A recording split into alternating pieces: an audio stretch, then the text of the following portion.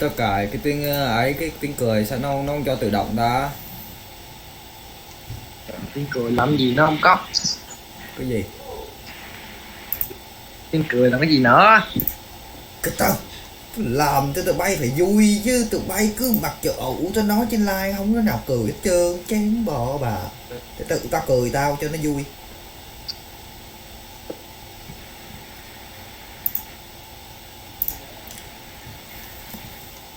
Rồi ra đi, Là lay được không? gì? Bật like đi, cho tao bật like con ra. Việc con ra tới nửa tiếng hồ chưa bật.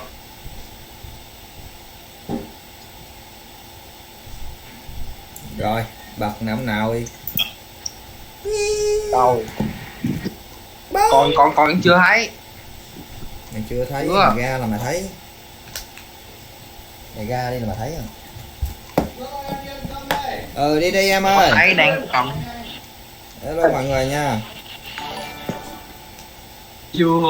chưa hiện Chị là Google chúc các bạn xem stream vui vẻ nha. Chơi tự chiến đi chứ tụi bay chơi kia. Có tự chiến nha. Đâu.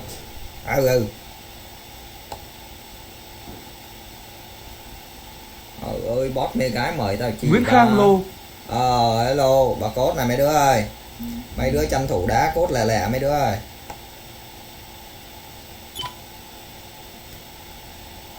Cốt vô đi mấy đứa. Cốt rồi.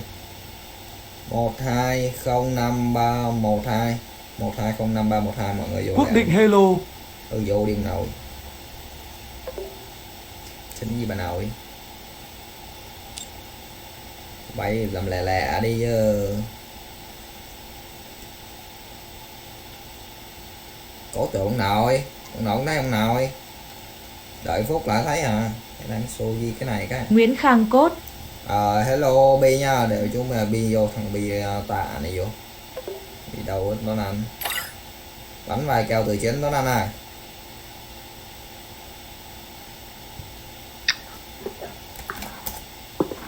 Bắn gì vui? Vài kèo từ chiến. Bi đặt coi. Đại dùng nào Đâu đi ấy? thì nào em Vi 10 cân. Bắn như cũ rồi. Thì bắn như cũ rồi.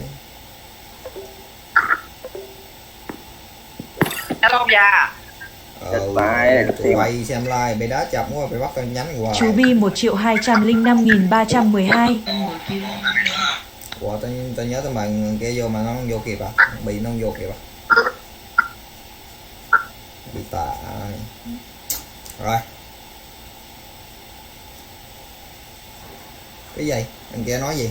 Mày không mất tao kích mày luôn bây giờ chứ mày đó mày 20 kêu 10 kêu 20 cành. Cái nịp. 10 kêu 20k sao hay là Mày ra tặng sao đây? Mày tặng trăm sao tao cho mày chơi kèo đấy, ok không? Mày cho thằng tặng trăm sao tao tính kèo cho bay, ok không? Tiền thì không mất mà đậu vào mình cứ đòi lấy tiền nhiều. Đúng không? Nói đúng không? chơi?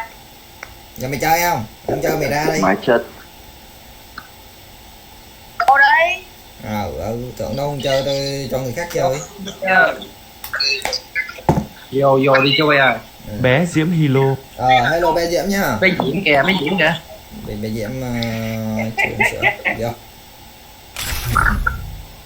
Vô làm mấy trận tư chiến mà lớn hơn đi. Cái gì mà bé Diễm chưa uống sữa là sao? Cái gì? Bé Diễm chưa uống sữa. Thì mà chị uống sữa là sao vậy? Bi đặt mẹ cô Moi luôn chịu chú Bi. Trời ơi tao bị bấm cái xe tao mời đây không kịp hết chứ.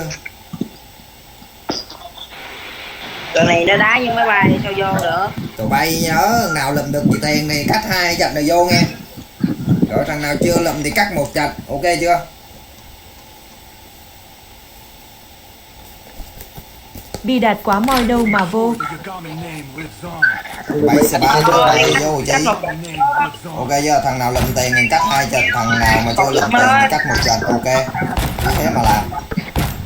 Bay để cho tao chơi nữa cho bay vô phá không? Ok em ơi. Tự chiến mà, tự chiến mà. Tự chiến cũng vậy đi. Tụi nó cũng muốn bắn tự chiến chứ bộ. Các mẹ trận thôi. Thằng nào lụm dài đi cắt 2 trận, thằng nào chưa lụm Cắt thì một cắt trận 1 thôi. Hiểu không? Có hiểu không? Nói đấy cũng hiểu không? một trận thôi. Thằng nào lật giải rồi cắt một trận, phải cắt hai trận. Lan lan lan lan lan. Cái nào cái một trận á. Thôi cắt hai trận luôn nào đi. Nó bắn đâu kìa. Một trận Nó kéo về mà không chết kìa, tụi bay tạ quá. Nhất lần cam á. Một trận thôi. Bot. hai Câu rồi chết nè. Tới đích rồi chỗ nào đi. Rồi xong nó bé đi nè. Cậu bắn thật lắm nào. Cậu không trúng luôn kìa. Cậu chết. Rồi xong rồi. Tới số rồi. Tí tao mời baby ơi. Tao mời trận nè. Cậu ơi ông nội bắn gì ông nội. Hay tao bị lát ra. Vô cái nhà đâu ông nội. Rồi chết rồi. Đủ. Quay Ủa ma mẹ lỗ vậy.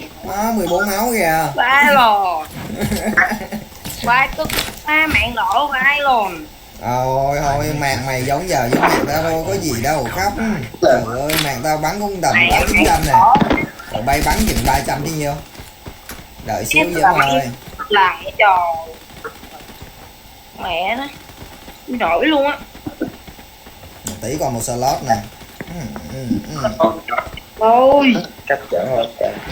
cắt trận nó cắt hai trận. Còn có một slot là cắt trận thôi. Ủa cái gì tôi ra đồ nè. Con có thêm tình khổ Bé chứ. Diệp uống sữa sóc rồi. Tôi bị lên tôi chạy ra dọc trước. Chọn hai thằng luôn. Dạo đây nè. Nó một chú ơi, nó chú ơi. Số 4 là mẹ chơi. Nó 4 mời vô ăn cao thôi. Bình tĩnh cho nó chơi nha, từ chứ. Đồ má. Từ nó nào trước mặt á, hai thằng. Nó mời vô rồi áp ra. Quốc định chia sẻ rồi cho CSS trận đi. Xong cú báo tới.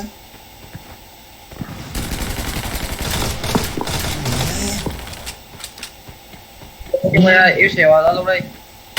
Bắn. Đập rồi. Máu rồi.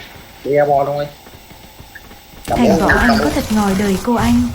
Cái gì? Quá nồi. Anh có thật gì thật ngồi đời không anh là gì? Anh có thật ngồi đời là cái gì ba? Ngồi đời là cái gì? Nó kìa chú bị làm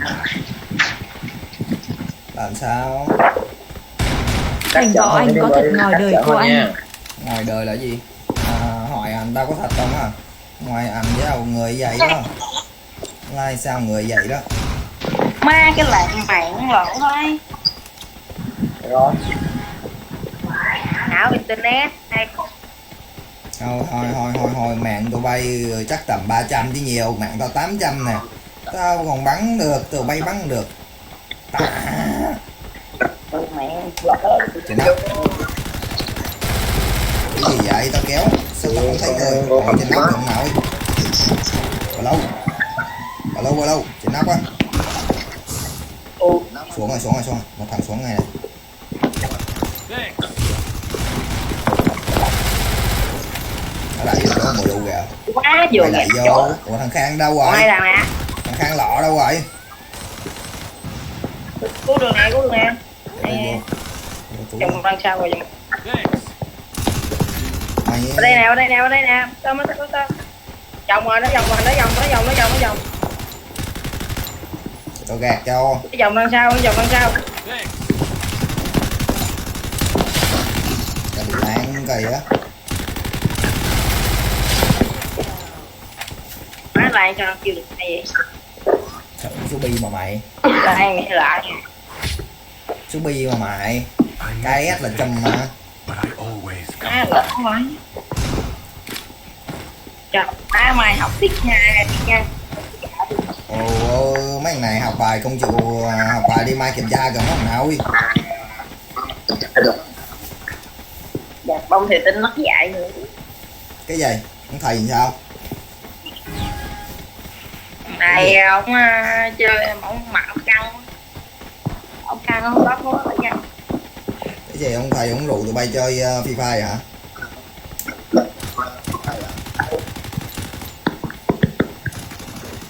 Rủ Đúng không? Thầy rồi tụi bay chơi Free Fire đúng không?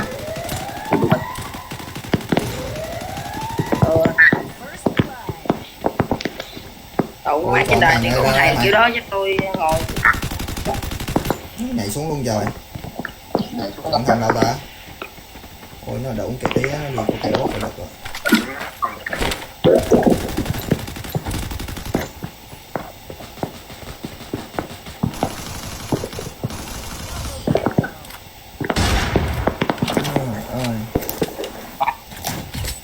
Rồi già chỉ có mắt người nghe nè. ơi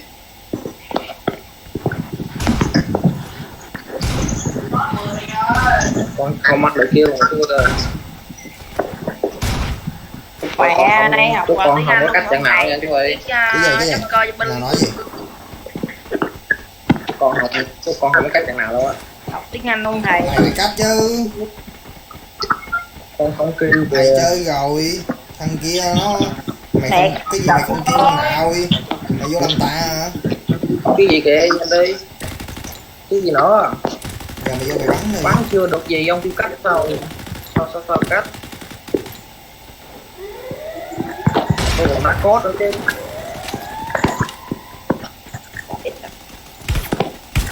Sao nó bắn được kìa. Trên nóc kìa. Bắn nào. Qua cái kê. Còn quá số nữa. Thôi quá. Thôi để tao gạt giùm cho nè. Phải ra thì già chứ không boss rồi thôi vậy. Gạt giùm mấy boss cho. Cái gì quên quên. Xin lỗi chú. Con đi làm mệt chứ. Mới em xem lại chú đi làm mệt á. Làm mệt thì Sao con thấy bạn nó Chị làm thấy bạn đó không theo dõi chú luôn á. Huỳnh Tuấn á. Cái cậy ra. Đúng rồi. Nó theo dõi chú đâu. Chết mẹ rồi. Lại chặt quá mắt chịu chứ sao. Mất thật người cầu chứ sao đâu. Chú đi buồn không? Chú đi buồn không chú ơi? Ngày mai đổi được mạng á, chú đi buồn không? Mốt mà 16 mà ba mai mới Đổi 15 ba đi đông nha. không sống thấy địch luôn bay. Trời bên có 4 thằng nè. Quá rồi. Nào đi bay. À, Chết bạn chắc chó nè má. Mạng đủ mẹ. thằng chu bên đây chi vậy? Con cũng biết con đi con đây 4 thằng đâu. Bắn này chú ơi. Trời ơi mẹ. Bắn này chú ơi. Thấy được không? Không có keo được nè. Sao? Ồ, chú Bi được làm 4 kill luôn á.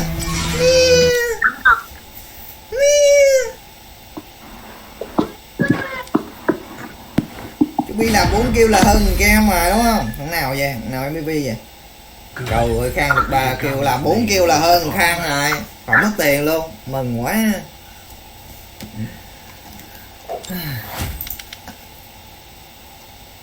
Hai trăm mà nhờ Khang rồi.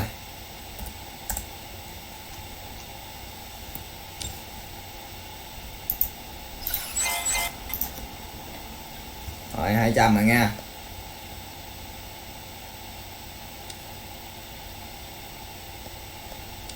Vô trời ơi. Nguyễn Khang chat có chú. Ồ vào rồi hả? Hết thầu. Tưởng đâu chưa vào. Từ ba thằng Bi này. Thằng Bi đâu rồi?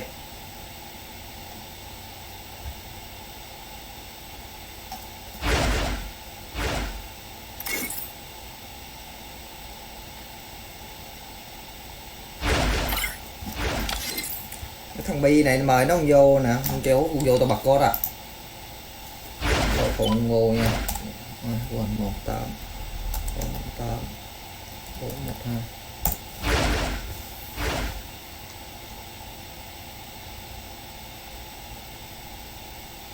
Chú Bi 1.808.412.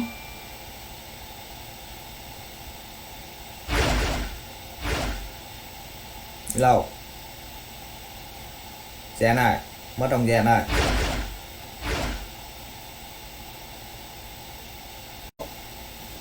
Tưởng không biết cuốn đít hết. Gì? Dead à? Ok. Ok Dead nha.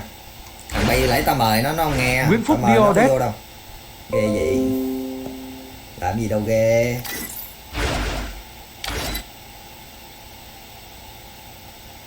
Ồ, Bay đã cốt đi chứ mấy thằng kia nó cắt like rồi. Mấy thằng này bắn xong cũng cắt một like vô nha.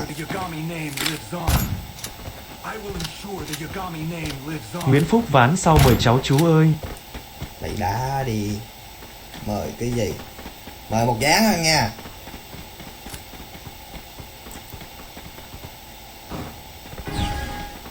Đi bắn em ơi.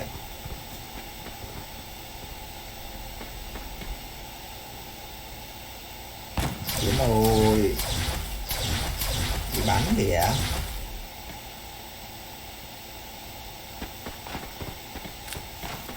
Đi ăn thính nè.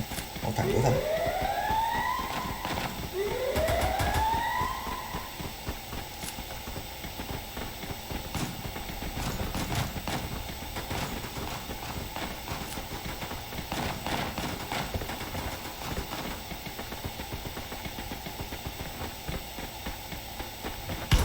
Sau lưng. Kia mày hack rồi. Nào hack vậy? Zeno đúng không? Hack đúng không?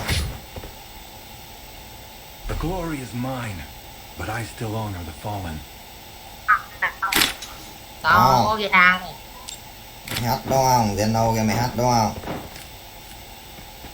Ô mày. Tao ơi, cái gì?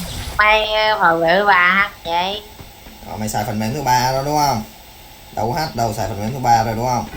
Ai chết trời. Ẩu Ai rồi chưa nha. báo vậy?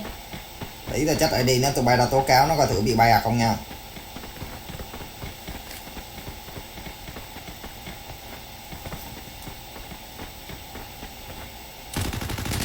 Rồi mới nói vậy tắt hack luôn. Có hát đâu. Chưa.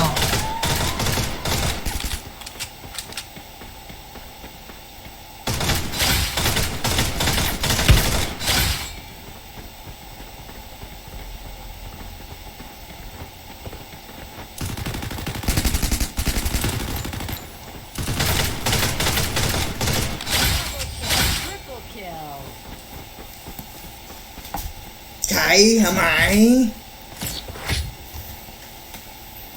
The glory is mine, but I still honor the fallen.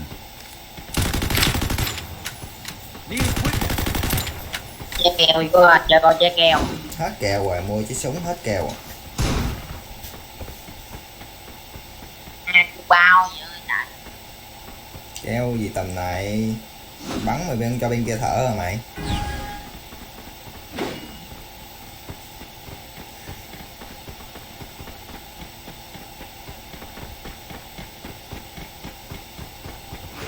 Trước mặt luôn. Trước mặt luôn nha nô à. Tao hỏi nói sao khùng nghe. Cái gì bị lan này yếu rồi. Đây con bên đây nè. Chơi bà. Rồi. Nó cứu kìa, còn chơi keo bom không quăng vô. Còn thằng nữa, còn đồ trắng nữa.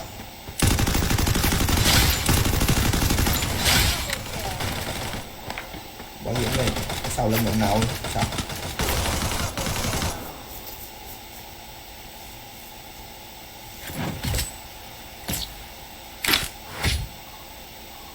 The glory is mine, but I still honor the fallen.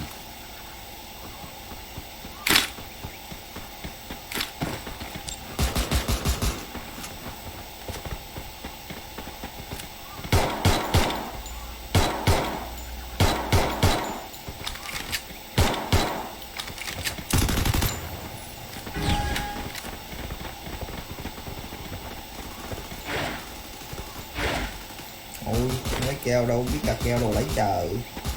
Trả nè. Trả nè. Không lấy luôn trời.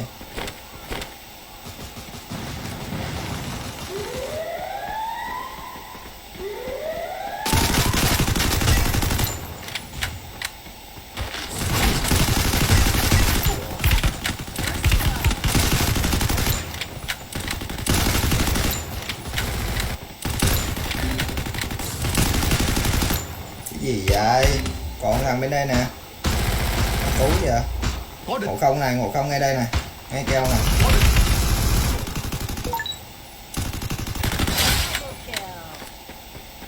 Ngộ không ngay keo, ngay keo. Cái mặt không? Này.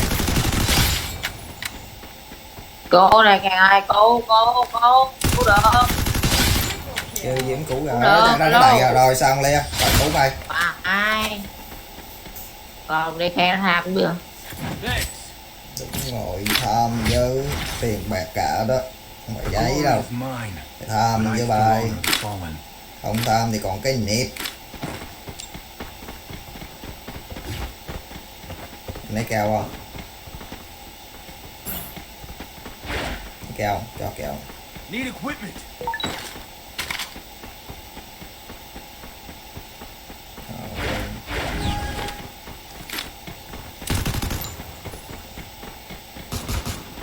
Trên nóc em ơi, cẩn thận.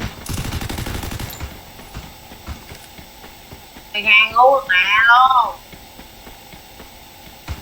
Trên nóc á.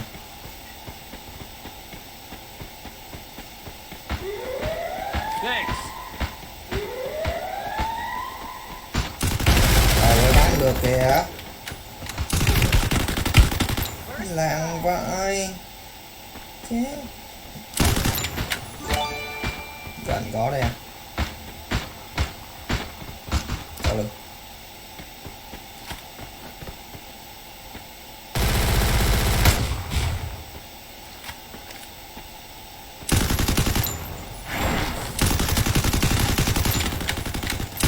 Đấy. Một thằng đang đợi lên kìa. Hào Lê 1. Cái gì một Hào Lê? Hào Lê ơi. Cái gì mà một tù vẫn mạng lan vãi đó. Rồi chết. Cứu tụi bay, cứu cái gì em nào. Nào làm cứu giùm cái nào. Thằng trên nóc nó bắn xuống ông nồi.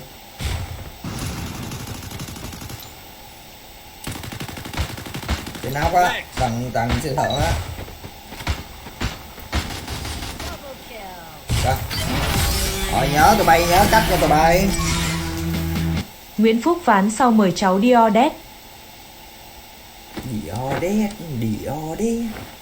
Nào vậy? Dương Khang. Thằng Dương Khang là biết còn tên đâu.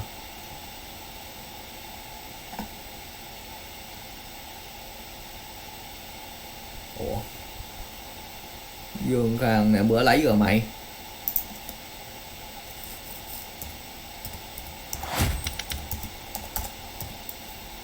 Ồ, bay lấy có 10.000 cũng lấy nữa.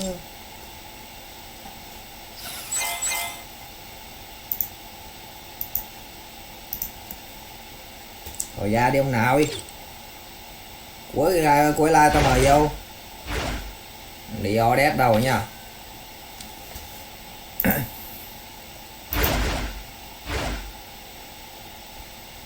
Hello chú. Mãi vào được, không bao giờ vào được.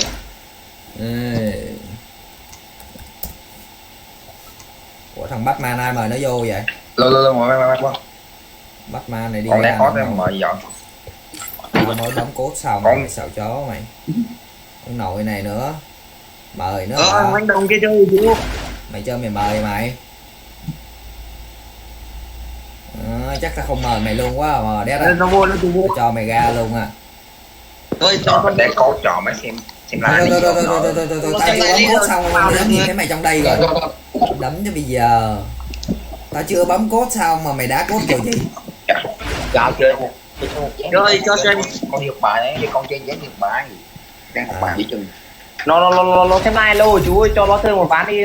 Nó Cháu mà fan ủa, cháu có huy hiệu fan cứng cộng 10 mà. đấy nó không phải chú cho hiểm, nó cứ ngồi cầu xin.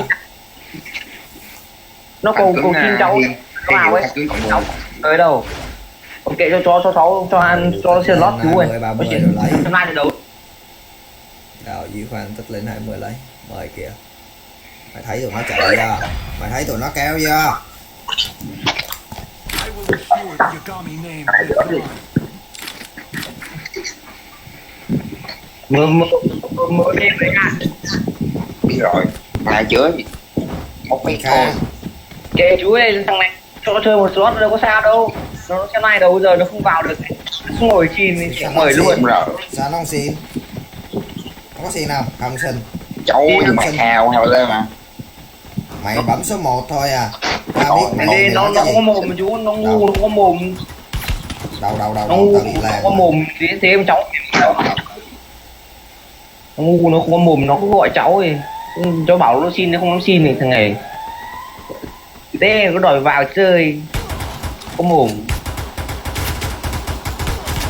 cái gì vậy trời, tao bắn không lại nhỏ con gái trời, mới nhục với trời.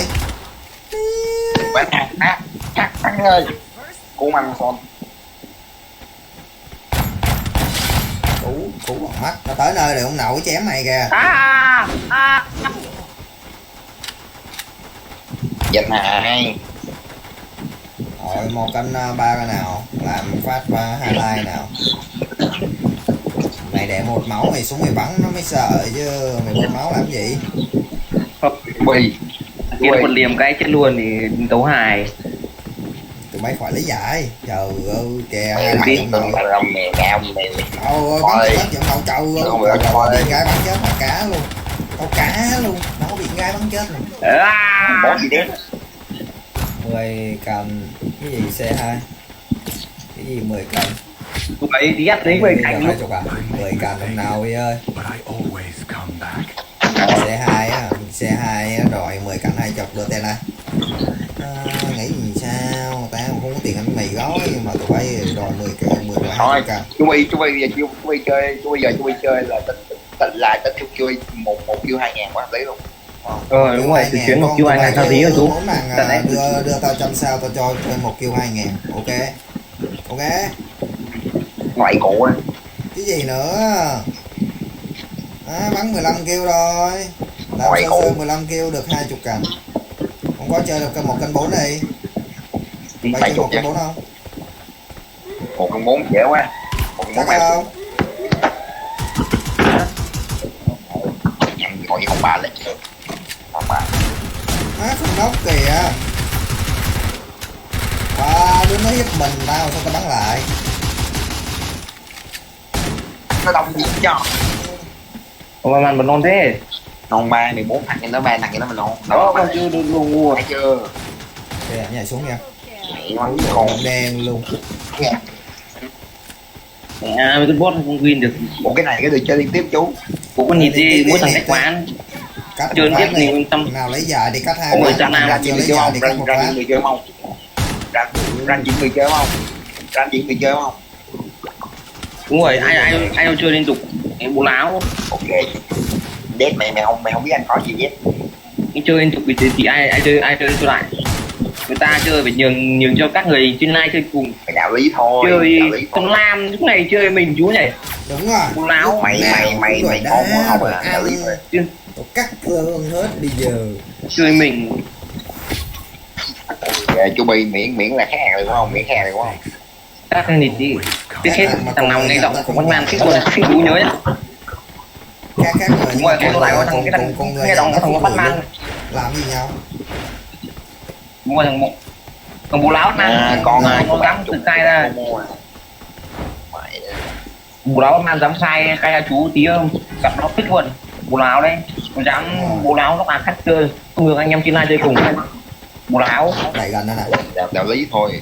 Đúng rồi, tao nói đúng nói sai à. Nói sai thì mày có quyền cãi, mà tao nói đúng mà cãi gì. Đúng rồi. Chơi tao chả dám vô chơi, tao nhiều người khác chơi đến được mày chơi. Cái gì của đâu rồi? Ủa, người đâu hết rồi bà.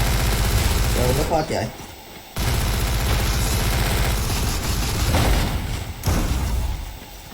Kéo man.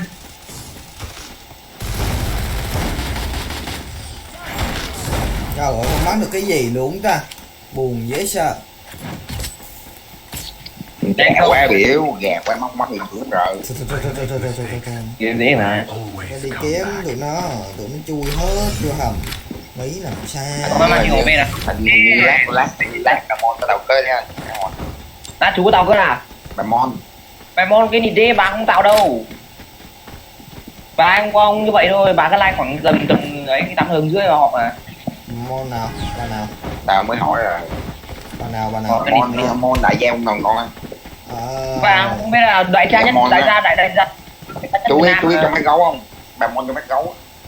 Bà phải tặng phải đeo cả vòng tay kim cương cơ mà. Đấy đá Việt Nam mà. Chết rồi, cứu này, cứu thằng này con man. Keo ra. Đây. Đi bắn đi. Bi gan hết rồi nhanh lên. Chúng ta bị nóc rồi này. Bị thằng kia nó bắn nóc rồi này. Cứu con nịt đây chú. Còn cái nịt. Lo cuốn lợn đây không có chiêu mẹ lợn quá. Thôi ghẹ đi. Cứu đi, có gì đồng đội phải cứu nhau chú Bi nhỉ. Đúng rồi. Rồi, chết thì con gì Tao coi bọn bắt gấu lại rồi. Chú Bi kêu mày là nói thôi Đứa nào muốn chơi ai là dù phú muốn thằng 500 sao. Đúng chưa? Chết không cứu, nào chết bọn đó. Ok chưa?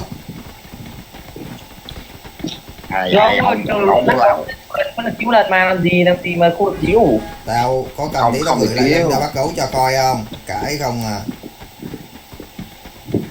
Đúng rồi, ông gấu bố láng. Cho ca mà không 7 kêu từ 6 đến 7 kêu là 100k. Ok, nào chết bọn đó không cứu chơi không? 500 sao tặng cho tao. 500 tao bảo đảm tao lời luôn. Mẹ bay Tao bảo đảm tao lời vãi nồi luôn, tụi bay không nào dám chơi luôn. Đó luật bắt gấu đó. Ngon mày liêu mày lầm hộ. Mình ngu chứ này. Chả có cái gì lời cả. Tham lam thì chỉ chịu kết quả cây đắng. Má toàn rồi. Cây vãi. Chả là dám chơi thật luôn, nói chung là chả thằng nào dám chơi đâu. 500 sao đấy là 100k rồi. Thì đây, tụi bay có trình cho mà lấy. Trời hay. 500 sao mà 100k tụi bay nghĩ gì vậy? Hả? Bay 500 sao 100k hả? 500 sao 500 sao. mấy k vách rồi But I always Đó bắt luôn bắt gấu đó. mấy k này. Bay vô bay lụm. Hộ cái. Muốn chơi đó, đúng luật bắt gấu chơi, tao chơi cho. Vô tao chơi được hết. Bữa thấy ông gấu không? 15 kêu gì? 15 kêu à? 15 kêu 500, 20 kêu triệu. Cứ thế mà làm, ok. Bữa giờ đừng có lần gấu hỏi bố láo mà. Hỏi bố láo luôn tao.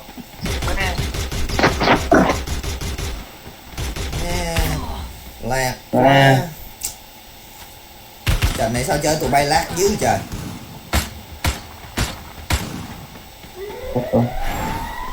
Nó trên đồi em ơi. Để đâu rồi? Đúng rồi. Quốc hay. Cái rồi. Hay, có người phạt sức khai anh giờ Batman knock out rồi kìa. Má nó lát kìa. Tao bảo tụi bay chơi cái game gì mà lát như gì vậy? Tao cũng thấy lát mà.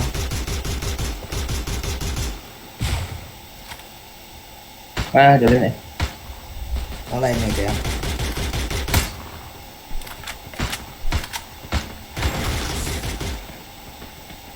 Lên cả này.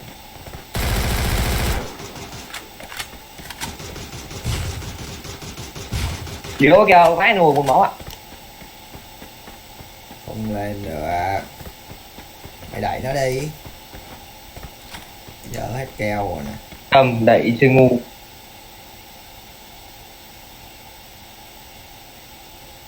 Để nó ngu rốt. Ôi sao mà bắn mình ra? Nào vậy? Kêu bắn em.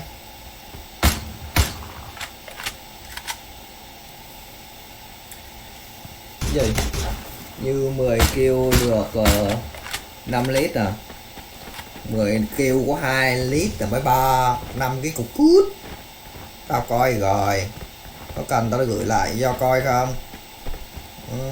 Tụi bay 10 kêu 5 lít có 2 lít thôi. 15 kêu 5 lít 20 kêu triệu. Cứ thế mà chơi. Ok. có cái lịch thằng nào dám chơi thôi, thằng nào dám Đây, chơi đây. không. Đấy bắt gấu giao vậy thì tao cứ làm theo luật bắt gấu, muốn chơi chỗ phú thì mình muốn chơi cứ là bao nhiêu tiền đóng cho theo luật bắt gấu hết. Ok. Ren. Chơi nhỏ đi giảm tiền nhỏ xuống, quân cái to thì giảm tiền to lên đấy. Ơi, chết công cứu. Cắt Gầy cộng trời nhà ma cứ thấy màu vàng. Ok. chú chơi kiểu chú chơi mấy cái đi chú đi hồi sinh thôi chơi đi Giờ tập tí nữa tao không cho thú luôn, chơi map lớn tao không cho thú luôn. thế nó phải tướng không Đấy rồi. nào lấy tiền không.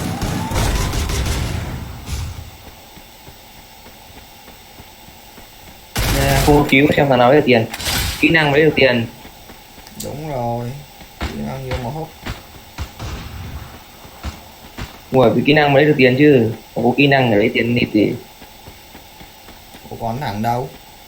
Đừng dám chơi. Thằng cuối chỗ này này. Chỗ này dưới à? Tiền, ngồi lấy tiền nhá. Ta cho tiền cho tiền. Thằng nào lấy có tiền thì ra cắt 2 rau hắn vô nha. 2 game hắn vô nha. Vậy đã vô Ok. được đấm chết. Ok Nào ok đi. ok Đẹp đúng không? ok ok ok ok Thằng đúng này nét. chưa có tên trong sổ của tao đây. Bay lấy hết mà.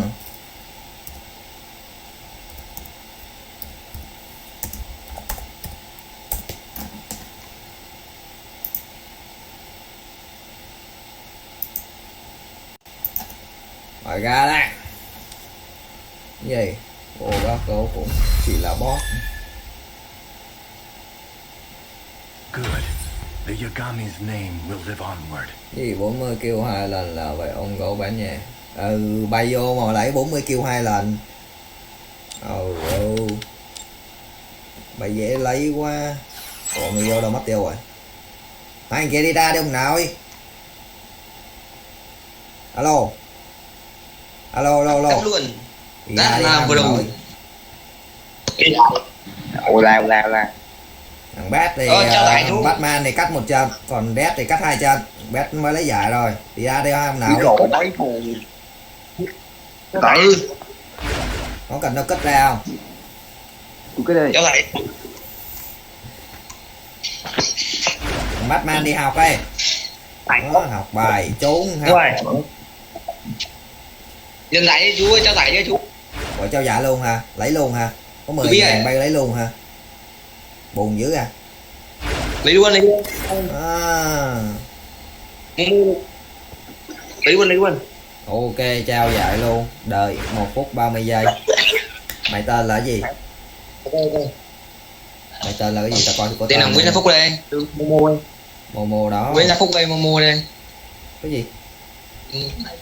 Số nghe lạ quá. Để tao báo cho rồi. Chú ơi, banh suốt đây, chưa ai chú banh suốt đây. Nguyễn Gia Phúc đúng không? 10 căn. Tao lại xóa sổ nữa tí để tí tao banh thằng kia thì mấy nữa. Banh kia được thằng nào á, giờ đi khai lấy được 10 căn.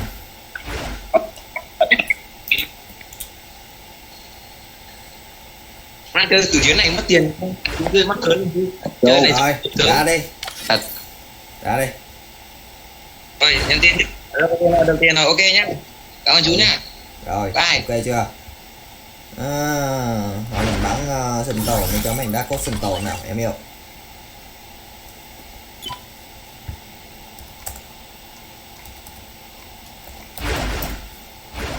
Ủa? Lộn.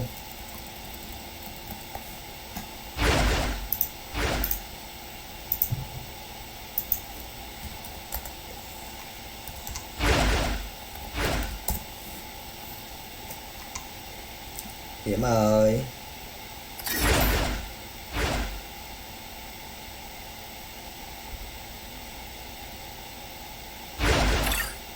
Ủa mèo diốt mèo này là đứa nào đây? Alo. Batman đúng không? Alo. Chứ mà cho Thằng nào đây? Thằng mèo này mở mắt lên thằng nào? con Thế sao mời nít kia mày không vô, mày vô lấy này mày ẩu rồi đó ba. Có mời thì không vô đâu. Cái gì? À kia bị gì? Bị khóa 3 ngày à? Mày sầu quần của mày, tao mới thấy mày trong kia xong mày sầu quần viết mày. Thôi. Ông đừng có bốc phét. Rồi. Chơi sinh tồn nè. Trời ơi, không có gì đâu em ơi. Thằng thành động cho ông hết à? Kết à? 3 2 1. Có. Sao không trả lời luôn đi, mày thích tắt mất không? Giờ mày thích tắt mất không? Mày thích tắt mất không? Có mất rồi luôn. Còn thằng mày không có mất đúng không? Alo, con biết khác không? Rồi. Luật kỳ giống qua thôi. Ok chưa? Đây đào dưới phân mèo bắt theo vậy gì? Cái gì? À mèo Batman hả? À ok, thấy rồi nha, kết Batman ra nha. Lên kết. Alo. Hello, con boss. Đủ. Nhớ nào không? Không nhớ, mày là thằng nào? Thằng KKK nhớ không? À đủ, sao mày đổ thành Yoyo? Bố tao biết được. Nó tên Yogo mà. À, rồi giờ mày biết luật rồi đúng mày? Xin đồ 5, 10, 15 Vô đi. 5, 10, 15 10, 20, 30. Vô chú ơi. Ok. Ok chưa? Ok vô. Ừ, Vô đây. vô. Vô đi. đây. Cái thằng kia nó đi theo nó bú liếm. Report.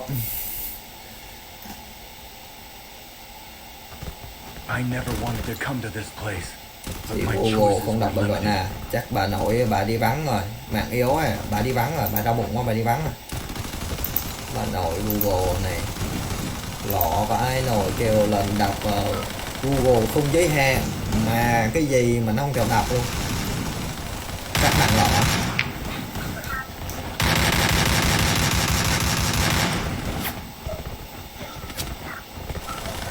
Má mới ăn kèo thì xếp hạng 100.000 nè ông già. Chị Google chúc các bạn xem Có stream vậy. vui vẻ nha. Ông già bánh kèo không? Kèo gì? Kèo gì? Kèo múa kèo 33 cho ông kêu thằng nào, thằng nào trên like cũng được. Bắn 33. Ông bà chắc ông bà Chơi không? chắc không? Dạ. Chắc chưa? Dạ không gấu à, chị Phú à, vô lo. Hả? Tao làm biến đá có đó mày. Cái gì? Qua là bắt cấu chơi A là Phú hả? Đúng rồi. Ừ, tụi bay cứ Đã có mà, nói 500 gì? sao đi. Đấy có mà chưa chơi chẳng sao. Cái gì? Tặng sao trước mà Hào, tặng sao trước. Đúng rồi, phải Thì tặng sao để trước. có chơi được cũng được. Có, Tặng sao ổng ưu tiên cho trước. còn đá cốt thì ông cho cái nịt đúng không? Tao thấy ông không Vậy hả? Ổng tôi đã có ăn được. Cái gì? Tôi ăn của ổng kiểu gì cũng 3M. Tôi ăn tiền của ổng kiểu gì cũng 3M rồi. Ở đồ, sao mày không dám tặng cho ông Sao 500 không? sao mày lấy dạy? Mày rẻ nè. Mày ăn mày không nhả mày. Hỏi Hào. Mày ăn mà không nhả mày. Mày ăn hết tiền của tao ba. Mấy thằng chơi giờ lại xong rồi. Ông ăn kia. Cái gì? Mấy anh kia tặng sao không nhiều mà. Tôi tặng có ca mấy sau rồi, ca gửi. Tao có thằng nào tặng sao đâu mà mày bắt tao bay bắt tao phải tạo giải cho tụi bay hả? Tụi bay trả lời tao nghe coi. Tại sao?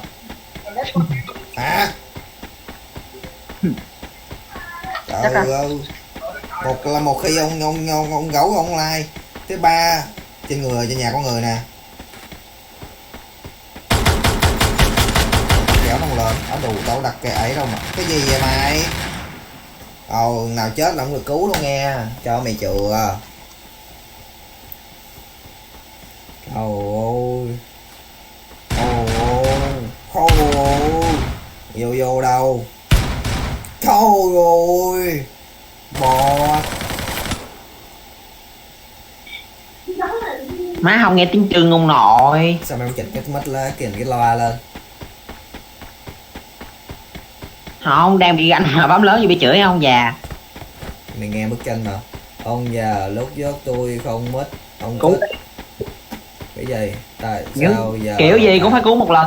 giờ kia không mất ông không cất ơi cái tai biểu bật mất Bạn diễm Diễm bật cũng vô đây cho mày chơi trận nè mấy từ đâu ơi ai bị ông bật mất cũng hiền Pha còn khoe lượm hộ cái dài gì ba đúng rồi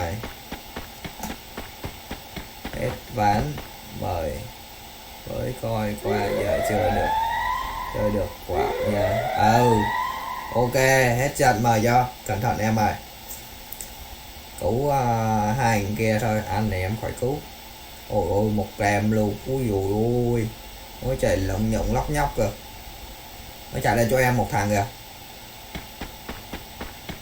nấp đi trên để quốc nó nè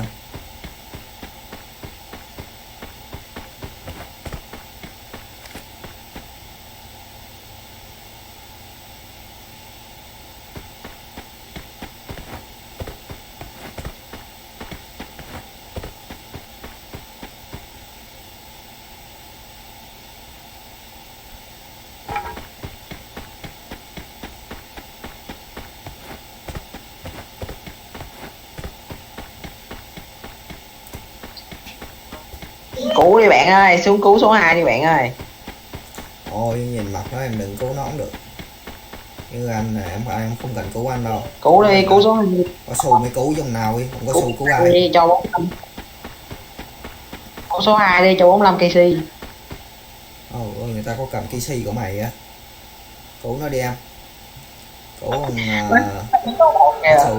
Con nhỏ. Dạ con bắt gấu tiếp nào cứu vô. ra coi bắt gấu đi vô mà lụm đó mỗi like của bắt gấu là tới 500 sao đây là tới 3.000 người coi like của tao có 6 người coi ẩu thì rồi đấy ba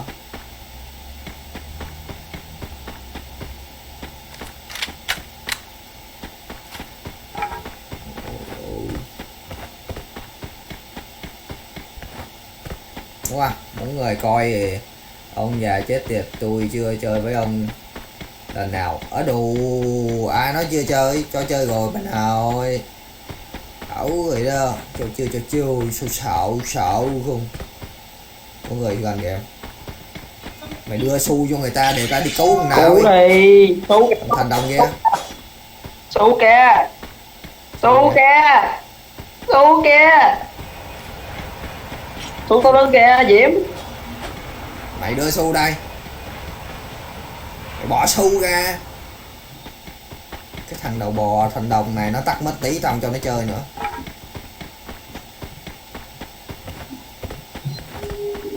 Thấy cho đi cứu mà không? Tôi mất mà. Rồi, mất và tao không nghe mày nói gì hết. Nghe không? Nghe rồi, biết đâu nghe mày. Tin cái thính như bộ. Đọc cho họ xui xui. Đúng nghe. Thằng Đồng ơi, anh xin cái thính. Ê, có hàng kìa. Đồng bộ xin cái nét. Trời ơi, nó đâu vậy? Anh bên nhà. Rồi cái mặt Em nhậu. kìa, nhà gỗ kìa. Đó đâu.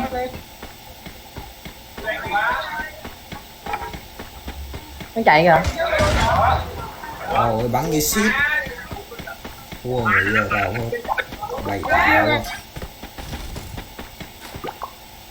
Tao không có người yêu tao thì mày còn cái nết. Mày thấy bắt gấu chơi A để triệu phú không? Nào chết thì bọn đó đó, chưa có cứu cái gì hết. Trên nhà vẫn còn kìa.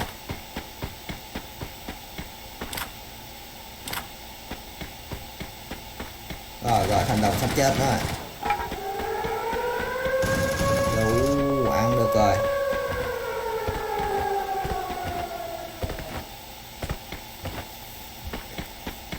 Cái gì? Ông già điêu ít thôi trời ơi. Trời bộ ổng kìa. Cái gì? Cái nào chửi cái gì?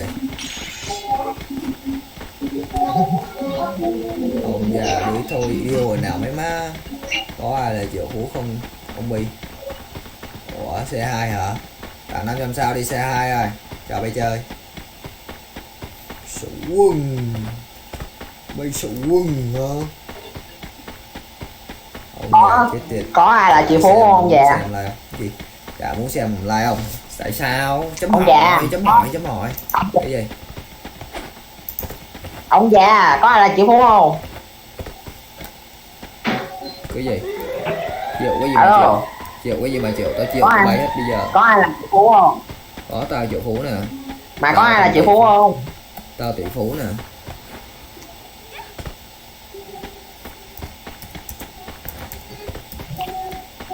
Trời ơi làm rồi.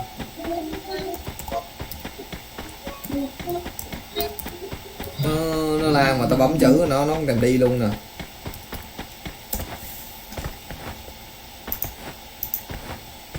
Bà nội Google bà đi đâu trời? Bà đùa tao ta. Lan quá, bà nội Google bà đọc không nổi luôn. Không có tiền thì cứu, không tiền thì không cứu. Có tiền thì cho cứu, không có tiền không cho cứu.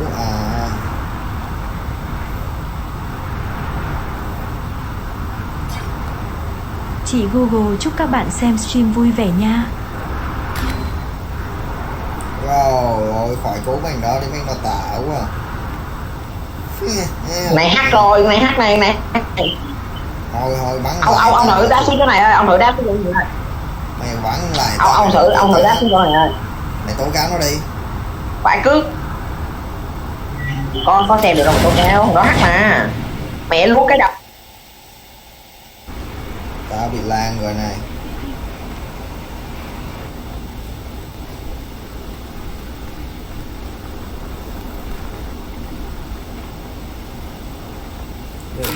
Ông bị solo chấp 6-0. Gì cái nào chấp tao 6-0 vậy? Nào to gan lớn mật vậy? Thằng C2 đúng không? Đủ cái gì vậy? Ê, tao chưa thấy người luôn bà con. Không thấy người luôn.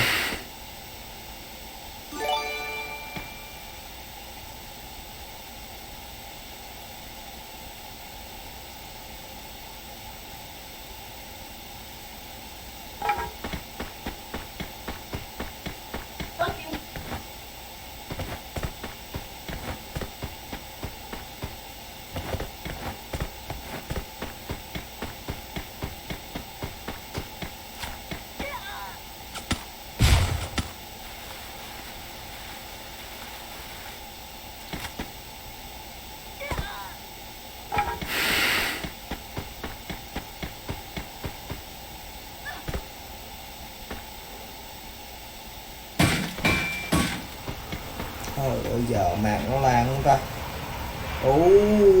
Cảm ơn Thư Minh đã tặng 75 sao nha. Mày thấy chưa? Mày thấy người ta chưa? Tụi bay thấy chưa? Tụi bay coi like à. Không chịu tặng sao cho tao.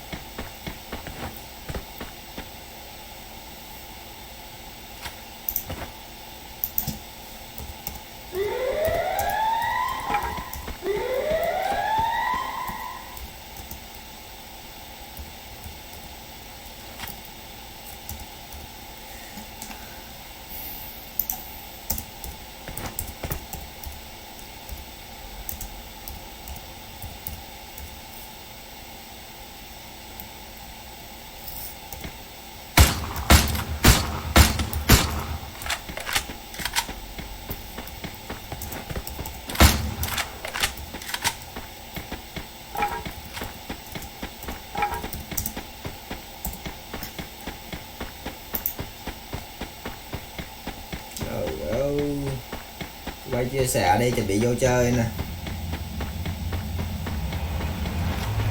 Còn nghĩ chơi quá luôn giờ luôn á. Ôi thôi.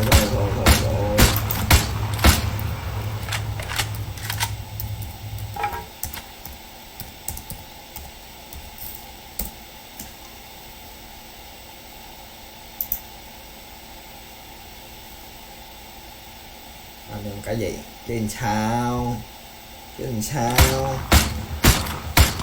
Không muốn làm anh em mà, làm chú cháu mà, ghét.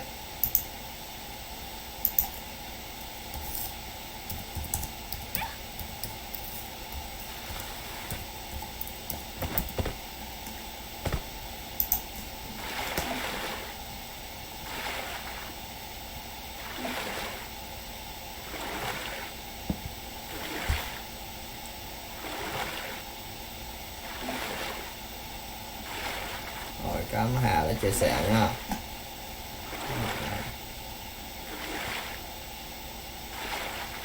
Mày cừ tao ngáo ra, mày dám cừ tao, mày tới số mày rồi.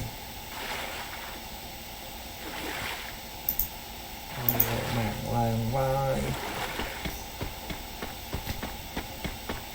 Đúng rồi, Thương Minh lâu gì nhàm quá. Chơi gì ai biết mấy ông nào ơi. Chơi gì thích chơi gì thì chơi chứ nhàm sao. Ok à, nhàm quá mà like tao nói xong người ta có nghe đâu mà, ta có thèm nghe đâu mà, tại nói gì lan quá cái này nghe.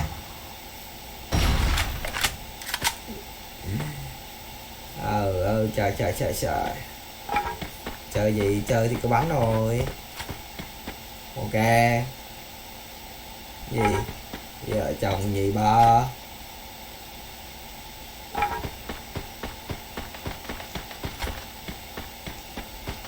Mày đang nói gì vậy Nam?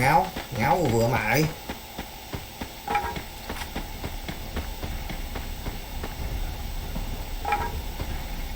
Cờ bà nội Google bà hôm nay bà bị gì ra, cho bụng hay gì ra.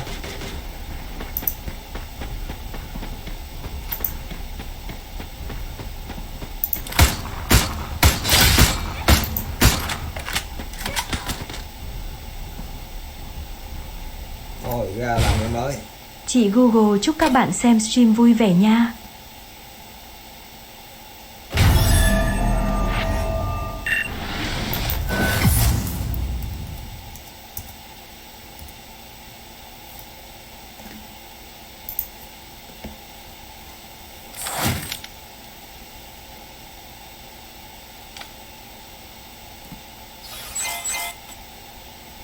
Rồi ra đi ấy ơi. Đâu rồi. Nội niệm đi đâu rồi trời. Có ta. Rồi ông ngủ rồi. Ông đi ngủ rồi.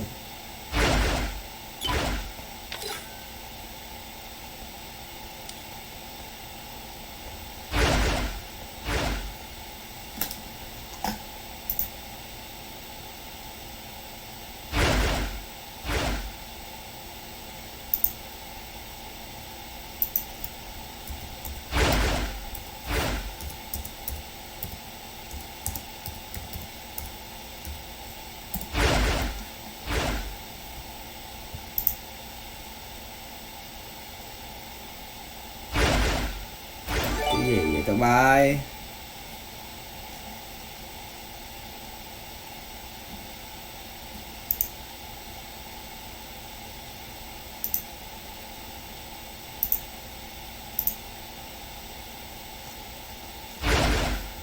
Ơi. Cái gì mà vậy thế?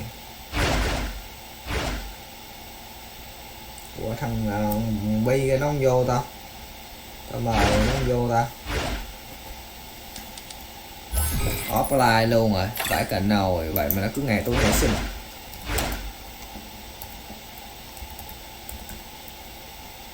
Không công an luôn.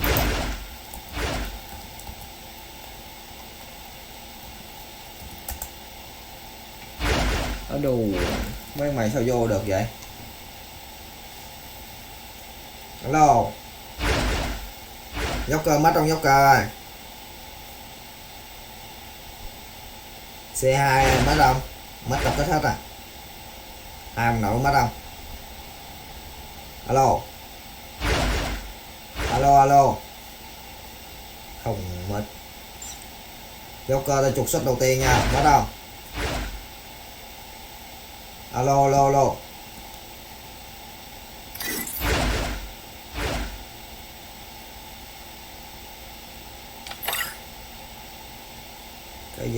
Cái gì mà lơ lẹo?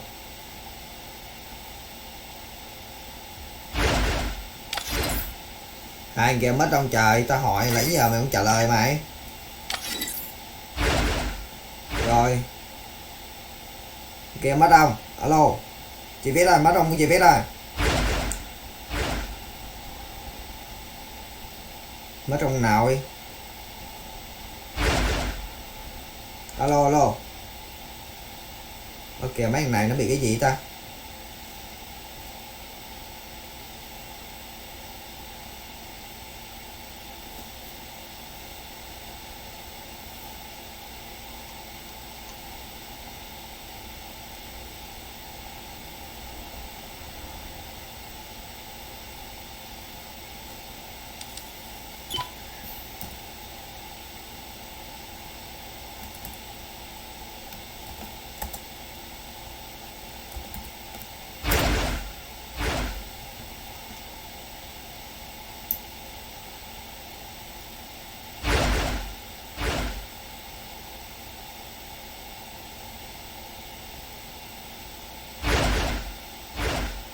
Mất lại mấy ông nào đi?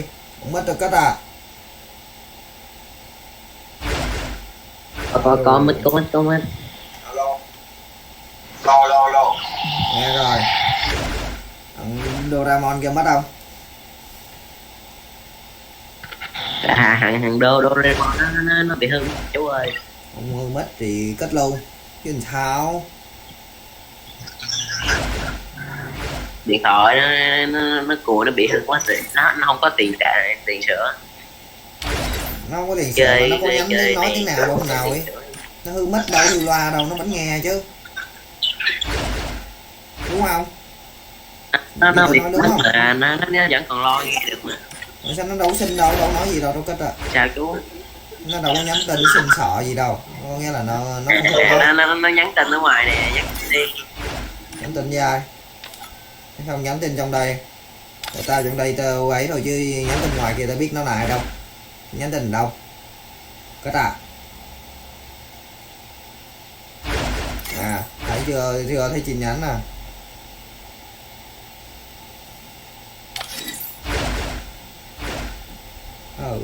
Tao cất à nha Doraemon này. Like rồi trong em bị lỡ rồi. Đừng chết em gì nữa. Cái gì? Nói cái gì? Sao không cất? Đã mất đâu? Cất nha. Đã xin cái bà nào đi. Ai như bà không xin. Cái gì ông già không hiểu luôn. Cái gì đây? Rồi ok nha. Ông già bạn nữ kia không mất kìa. Chưa kịp mở. Vừa vô chán thật. Ủa? Chứ tao mời mày lấy cả buổi mày off game luôn rồi mày kêu cái gì mày?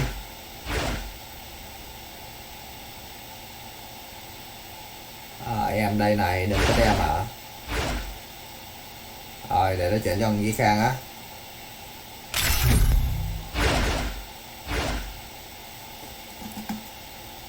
Rồi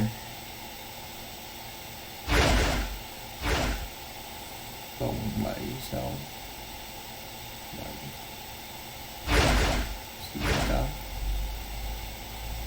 0093 của Trần Thị Mạn à? I never wanted to come to this place, but my choices were limited.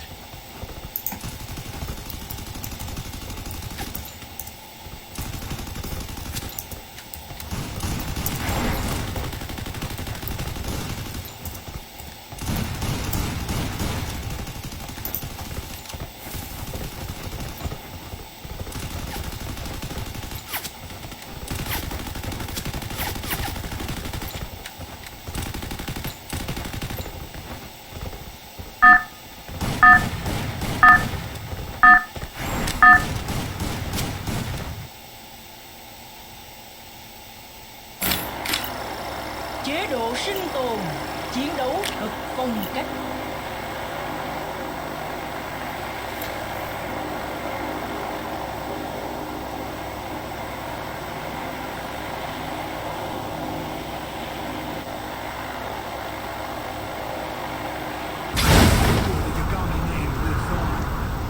Qua rồi nha Khang ơi.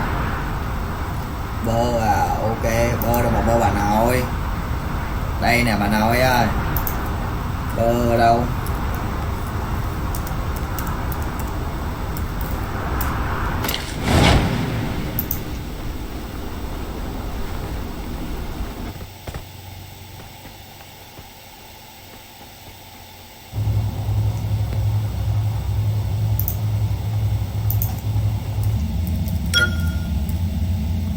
Không rồi kìa.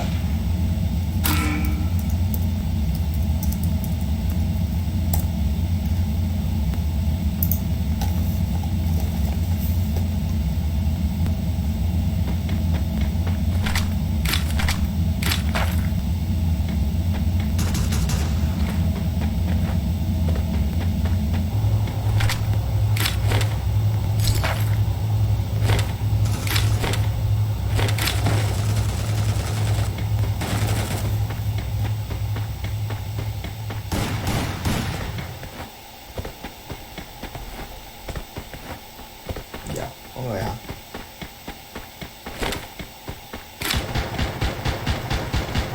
Ủa, bắn bot kìa. Đủ đâu. Hải quay xe. Rồi.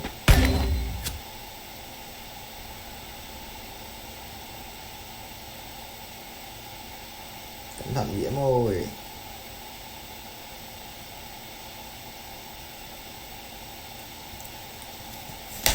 Sát chú quá 200 xu á mấy đứa. Phú Quý nghe không Phú Quý?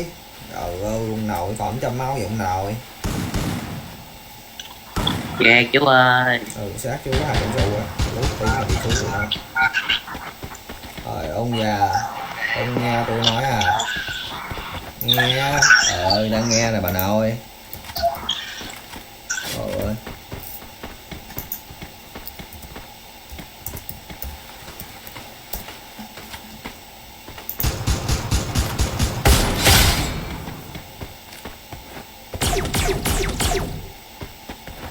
Ván này bắn xong tí nó cắt nào lấy giải được thì cắt 2 trận, nếu nào không lấy giải cắt được 1 trận nha, để người khác vô nữa nha.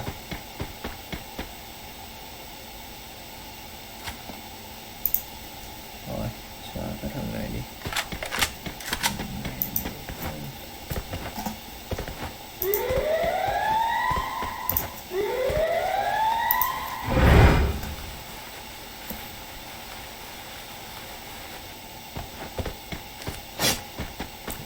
Em không cần cứu anh đâu Diễm à. Lúc đó tôi không mất. Ông cất như đúng rồi. Ê bậy nghe bạn. Bậy nghe. Bậy nghe.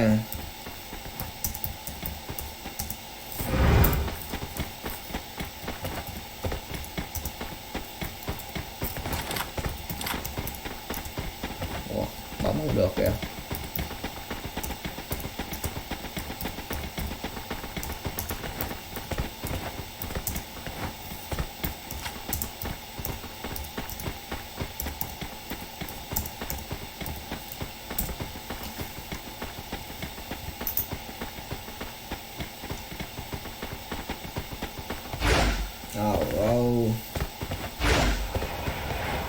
Rồi đi ra uống miếng nước camera.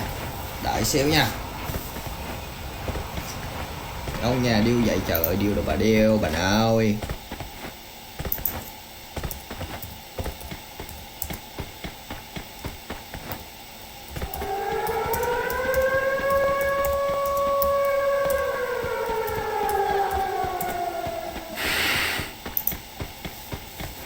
Rồi uống miếng nước á.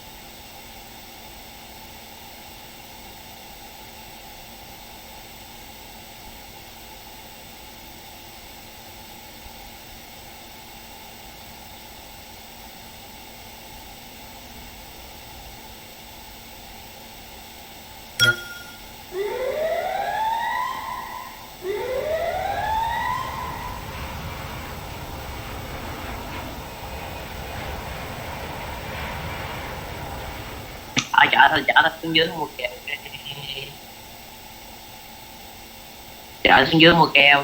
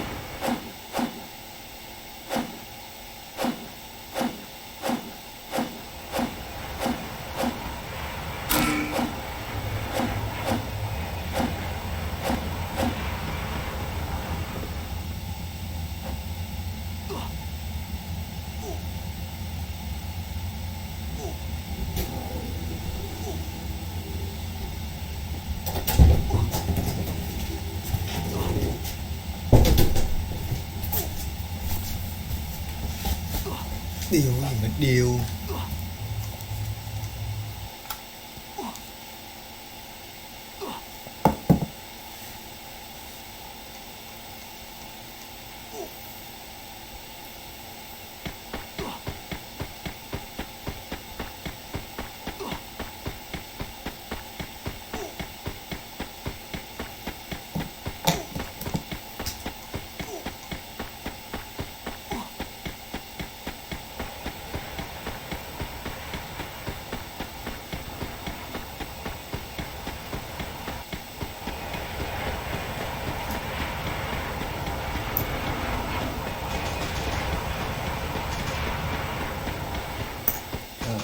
Mình đừng cái đi rồi, thấy ghét.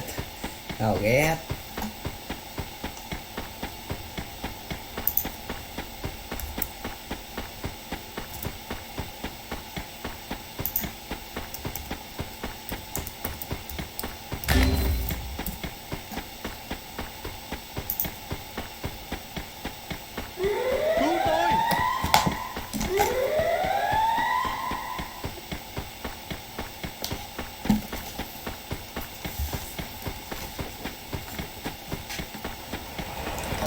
Tôi.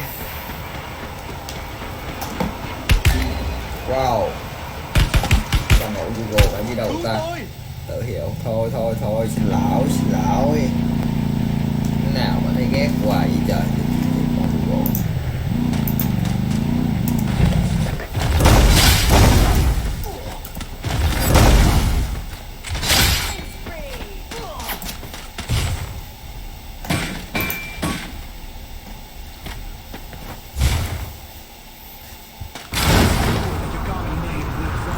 Cứu nữa rồi. Rồi cứu trận này xuống sao bắn không em nội.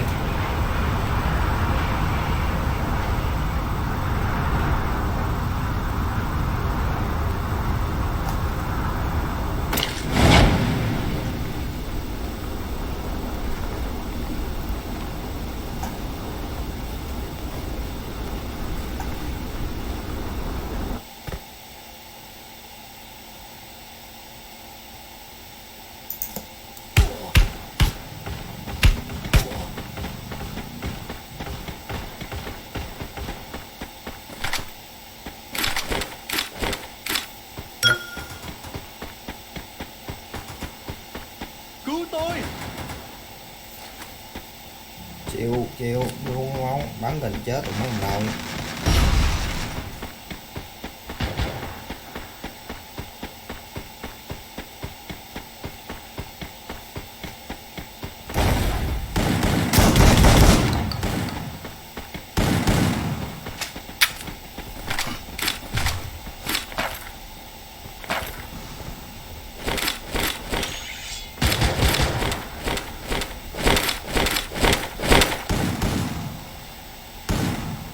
tôi! Cứu tôi!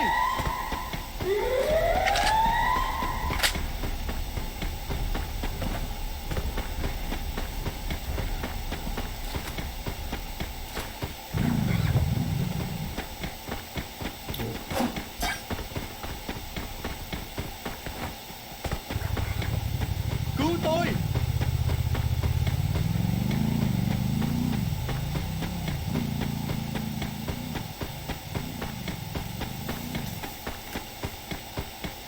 Thôi còn có 2 người thôi. Còn có 1 người thôi. Nào 5 kêu giờ.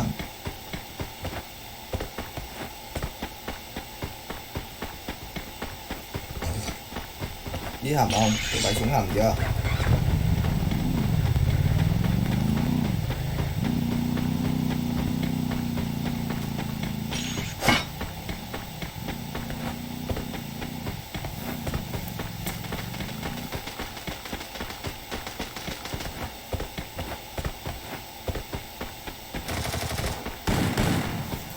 Chơi gì nữa? Tại vì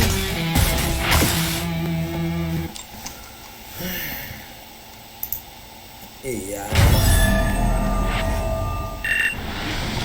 Ôi cái gì vậy? The Yagami's name will live on. Nó một thằng 30, một thằng 2, thằng 12 cả đủ.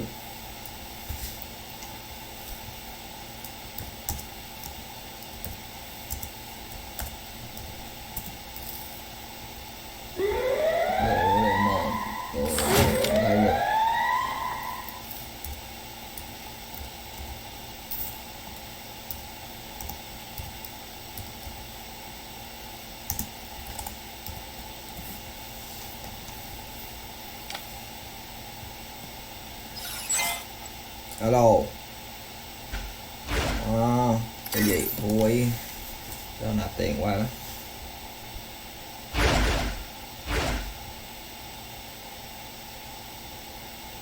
Từ mấy ông nào đi.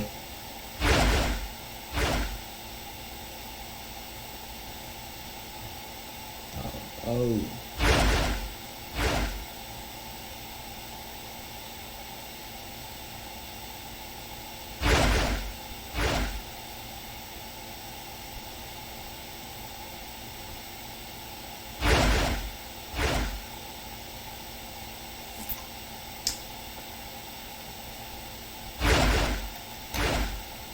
Doraemon nhiều. Trời ơi thằng ông nội này nè.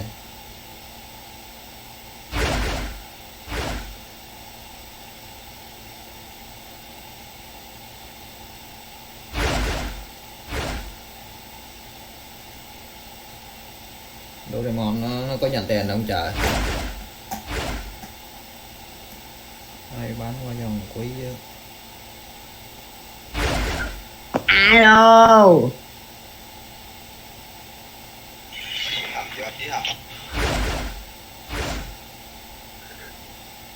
Chú Bi ơi. Cái gì? Chú Bi. Cái gì? Đang chơi cái gì vậy? Đang chơi trò gì vậy? Nó đang nạp tiền cho đầy đây. Cái gì? Bắn qua cho mày 50 luôn. Ủa đang chơi bắn canh. Ủa đang chơi bắn canh 1 kill 2k à? Chú Bi. Không. Dạ. Ủa gì sao chú mang tiền làm gì? Bắn cho nó kìa. Của thằng Doraemon bạn thằng Phú Quý đúng không? Tao bắn qua cho tụi bay tí đừng có đòi nữa nha. Đúng rồi hai đó bạn nhau chú.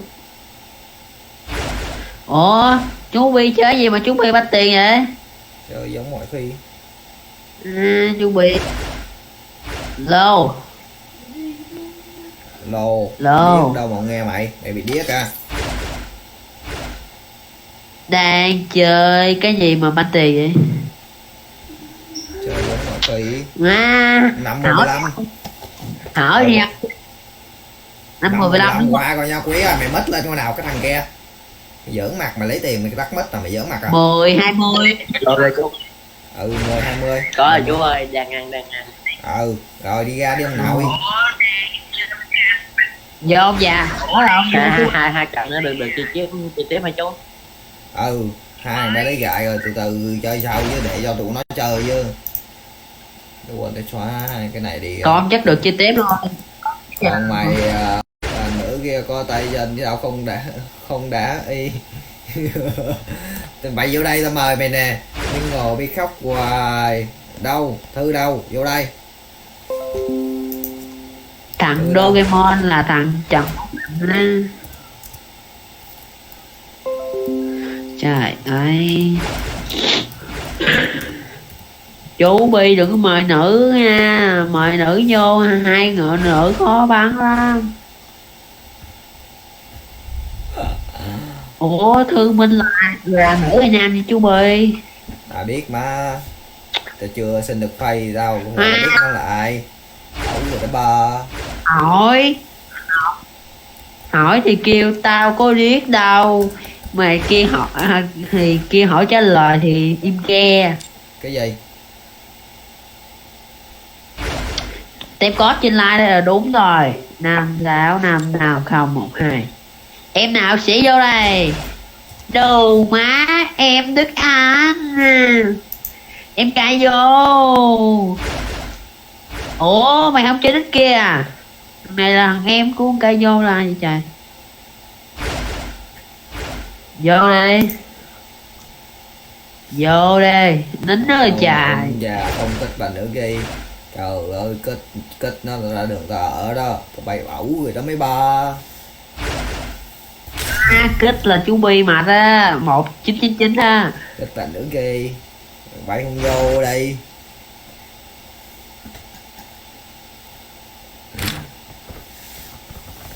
I never wanted to come to this place, but my choices were limited. Chú Bi mà dám kết bạn nữ đó, chú Bi mà đó, chú Bi sẽ bị ăn đấm đó. Không mất lên em ơi. Diễm đâu có nghe đâu, để tí ra nhắn cho nó mất lên cho nó nói cho mày nghe. Nó không nghe được thôi. Bé Cái gì bé Diễm là dạo chú Bi. Mời Bé Diễm là dạo chú Bi à. Mày mời khai vô đúng không? Thằng Cang nó kêu mày mời kìa. Bé chú Bi. Cái gì? Chú Bi. Tí tao kêu bé Diễm là vợ chú Bi à. Để tí tao kêu bé Diễm mất lên nè. Chú Bi. Cái gì? Mày chu gì mày? Bé Diễm là vợ chú Bi à, nhảy nghĩa đệ chú Bi. Mày nhảy đâu nhảy? Đưa cơ trưởng này con nhảy nha. Đưa cơ trưởng này nhảy nha. Ủa tao cầm cơ trưởng ha? Chú Bi. Ủa tao cầm cơ trưởng ha? Rồi thằng nào? Khai vô á. Con chỉnh cái bạn. Cây vô đưa anh cơ trưởng em. Dạ, thằng kia mời vô. Cây vô. Ủa bé Diễm là nín đi chờ ông nội. Vào nha. Nóng nha.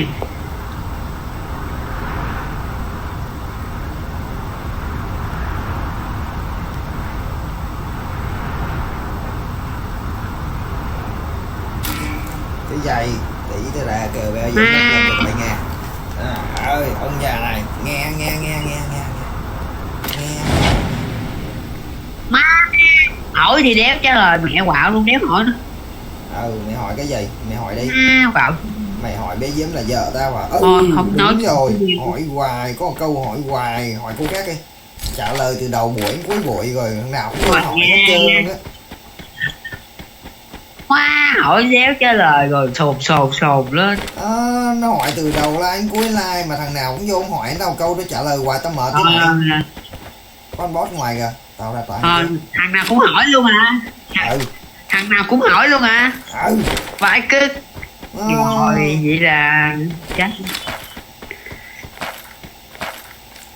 Ủa được giải rồi, cách 2 trận còn đá like là cách 2 trận. Mình hiểu không? Chú Bi ơi. Được giải thì cắt 2 trận, còn đá cốt mà không được giải ấy, thì cắt 1 trận.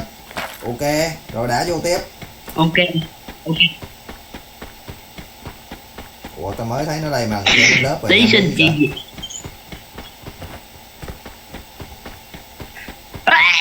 chứ để chú Bi đớp làm chi, chú Bi két kêu à. Đúng rồi, biết còn la lớn mày.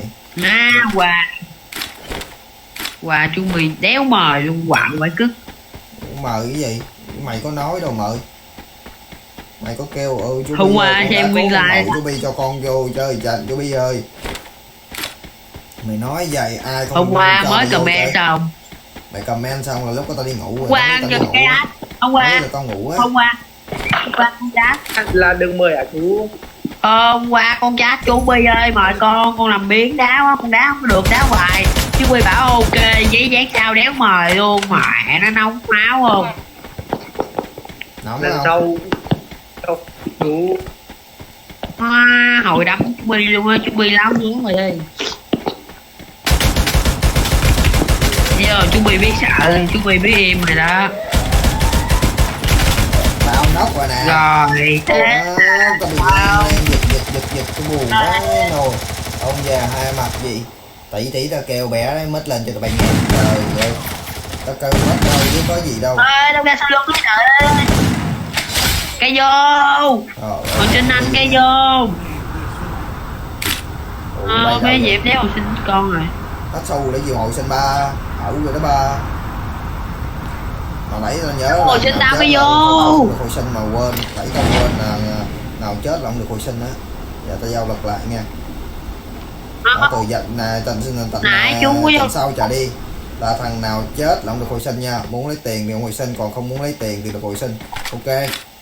Đã chơi free rồi thì phải gắng chịu chứ. Bắn kỹ vô. Tao đi cây vô. Mẹ mình chạy hoài. Nóng thằng cây vô rồi đó nha. Quýnh đít nó đi. Có người. Mẹ nó hồi sinh thì có người tới. Chạy xe qua chỗ quạo này dữ bay. Chạy xe qua chỗ khai vô rồi. Coi mà lút đi. Chạy vô bị hồi sinh tao được chưa?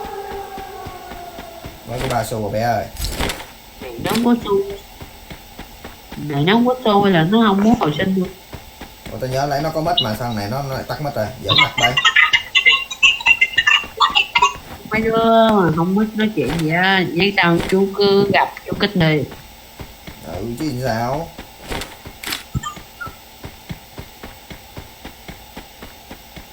Chứ sao chứ muốn sao nữa. Không mất thì xin phép. Phép đánh của mình.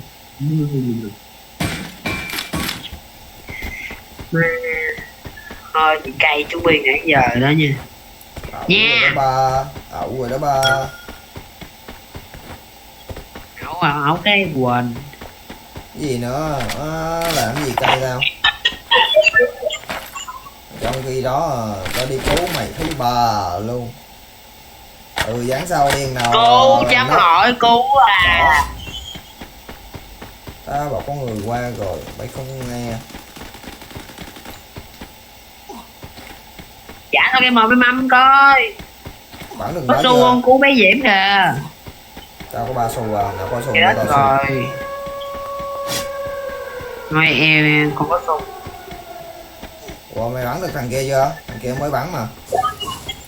Chạy vô ơi, có keo không? Tao không có keo. Bắn rồi. Bắn rồi thì đi. Ở đây làm gì? Ba hả?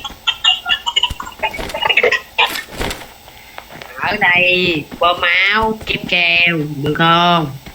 Có cái nhịp. Chó cái vô mẹ má bú hết xu với bú hết keo chạy luôn, mày nhớ đi con. Chú Be công tình yêu. Chú Be công tình yêu. Mai chán qua. Ơi làm gì mà chán mày.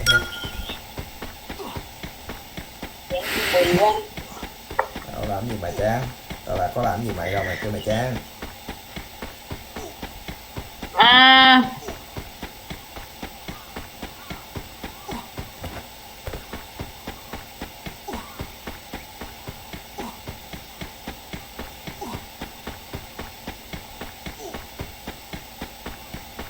Đấy tao lút được mấy bình máu siêu to khủng lồ. Hôm nào lút lại đồ tao không giờ tao ra tao lút không còn cái nịt luôn.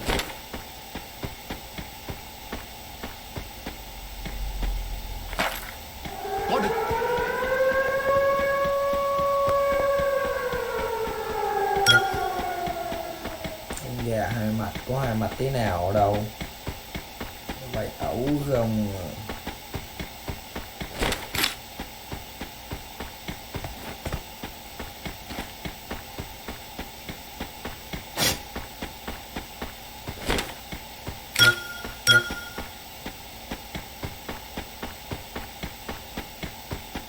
Má thằng bạn vô bạn kìa. Gặp đi ba.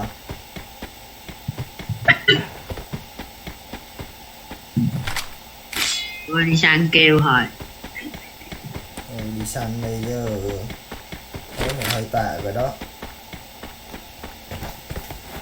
Ai tại anh chưa biết à. Dạ có người. Cái vô bú biết kêu thôi, cút trường kia tôi đi. Mẹ bú hoài. Mày két nó hơi nhiều rồi đấy. Bảo nha. Đâu trời. Ta chưa thấy người luôn mày. Nó lan tới mức độ ta không thấy người luôn rồi.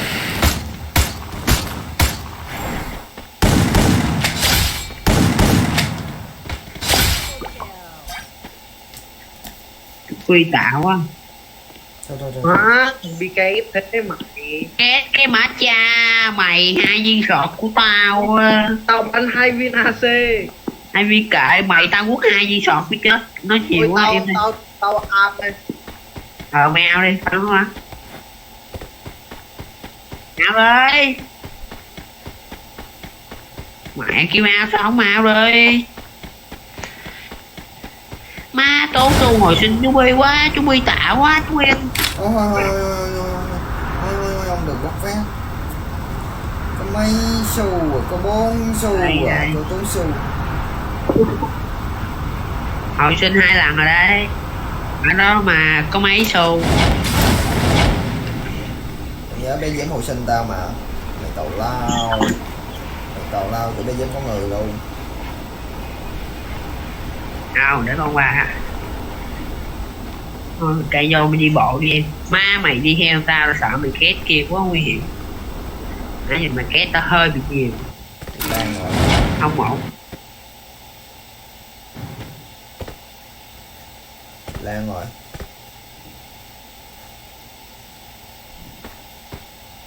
Lan rồi. Điểm đông vui quá chú Bi. Gì? Tao bị lát rồi này. Không chơi được nè. Ui má chọc cái diễn 3 thằng lắm. Wow, thôi chạy. Rén nè mày. Chạy 3 thằng rồi. Cái gì trời. Mấy thằng này kêu qua bú kêu mà chỉ thấy được chạy lần sao mấy ba.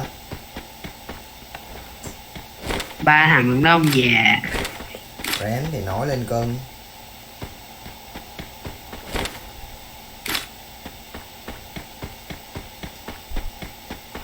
Ba con boss. Nãy giờ bắn toàn đốc trước không. Đâu qua chỗ bé Diễm á. Sen bon trên đường. Chú Bi bị nhau đá rồi. Khi nãy đường tạm 75 sao rồi được rồi. Cái gì vậy bà nào ơi. Đi xe tốc của mấy đứa ơi.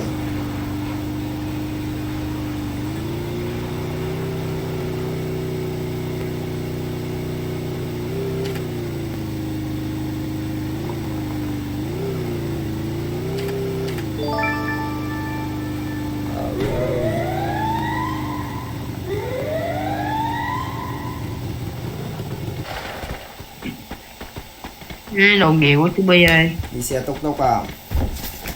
Đồ nhiều quá lút đi. Mẹ ăn đi. Nó là đồ nghèo quá. Không có trái keo luôn này. Ông già hai mặt chỗ nhà bà nào ơi. Rồi. Mày nói thằng kia nó buồn quá nó tự sát rồi. Đây, bắt đầu nó lớp 3 rồi. ai cũng mặc áo. Nó lớp 3 rồi cái. Nó Có xu à. Hồi sinh tao đi. Có xu à. Rồi. Mới có 3 xu à ông nào. Tưởng tao lớp 3 rồi đấy sao. Hồi sinh nó đi kìa.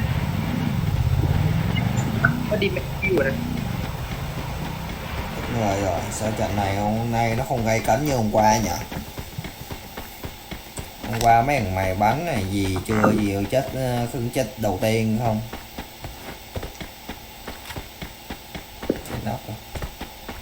Ai chơi đục Sky kỳ cục như trời.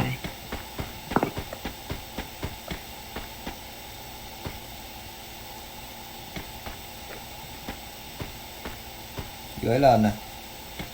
Dưới.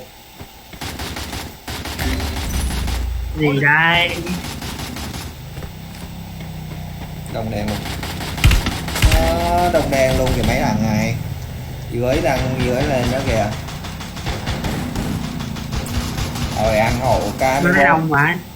ăn hộ cái đồng đen luôn, ăn hộ cái Lên xe em, lên dưới xe. lên kìa, dưới lên kìa. Đéo lên thôi ta chạy. Nó khô máu với mấy thằng đấy rồi kìa. Đấy 8 kill.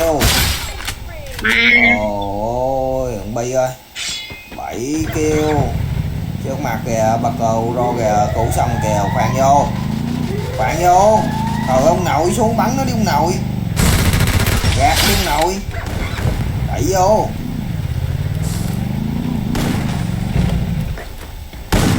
Rồi mới có 8 kia Má kêu dưới con chó nào két luôn. Ôi nhục. Cây vô từ từ cây vô. Lấy tao bảo mày bắn đi mày không nghe. Nhục biết nhục chưa? Gạt đi là ngon rồi. Chó cây vô kìa. Nhục 10 kêu. Trời ơi thằng này chết nè, ca vô chết nè. Chết. Trời ơi giờ đây còn bị làm được không? 1 cân 4 con ơi.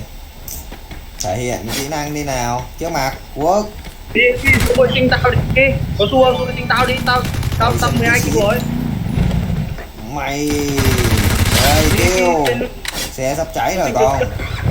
Còn sinh được đấy à? Còn dưới bên phải sinh thì được ta đi. Bỏ nhỏ rồi hết hồi sinh được rồi. Được chưa? Có sinh cho đi. 2 kg rồi. Hồi sinh sao mà tao chết bo thôi không được. Ta bên bên phải. Không được. Chết đôi kìa, chết đôi kìa. Chết bo. Chết này. Nhỏ này làm gì trời. Ta bên nó là xảy vô đầu nó là chết cha nó rồi. Rồi xe hết đi. 1-1 trời ơi, còn một con boss. Đồ mà ơi, còn một con boss ở đồ. Giờ chết với con này mới nhục nè.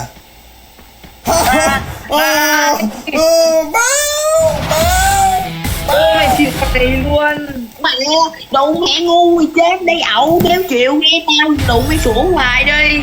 Mẹ ngu mày chết. Tao đéo hồi sinh nó có được nữa. Mày ngu mày chết đi mày chửi tao hoài mẹ. Má đã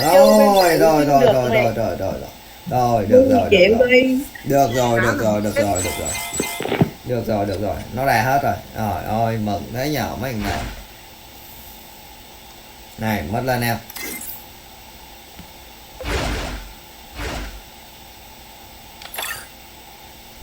Hello đi em.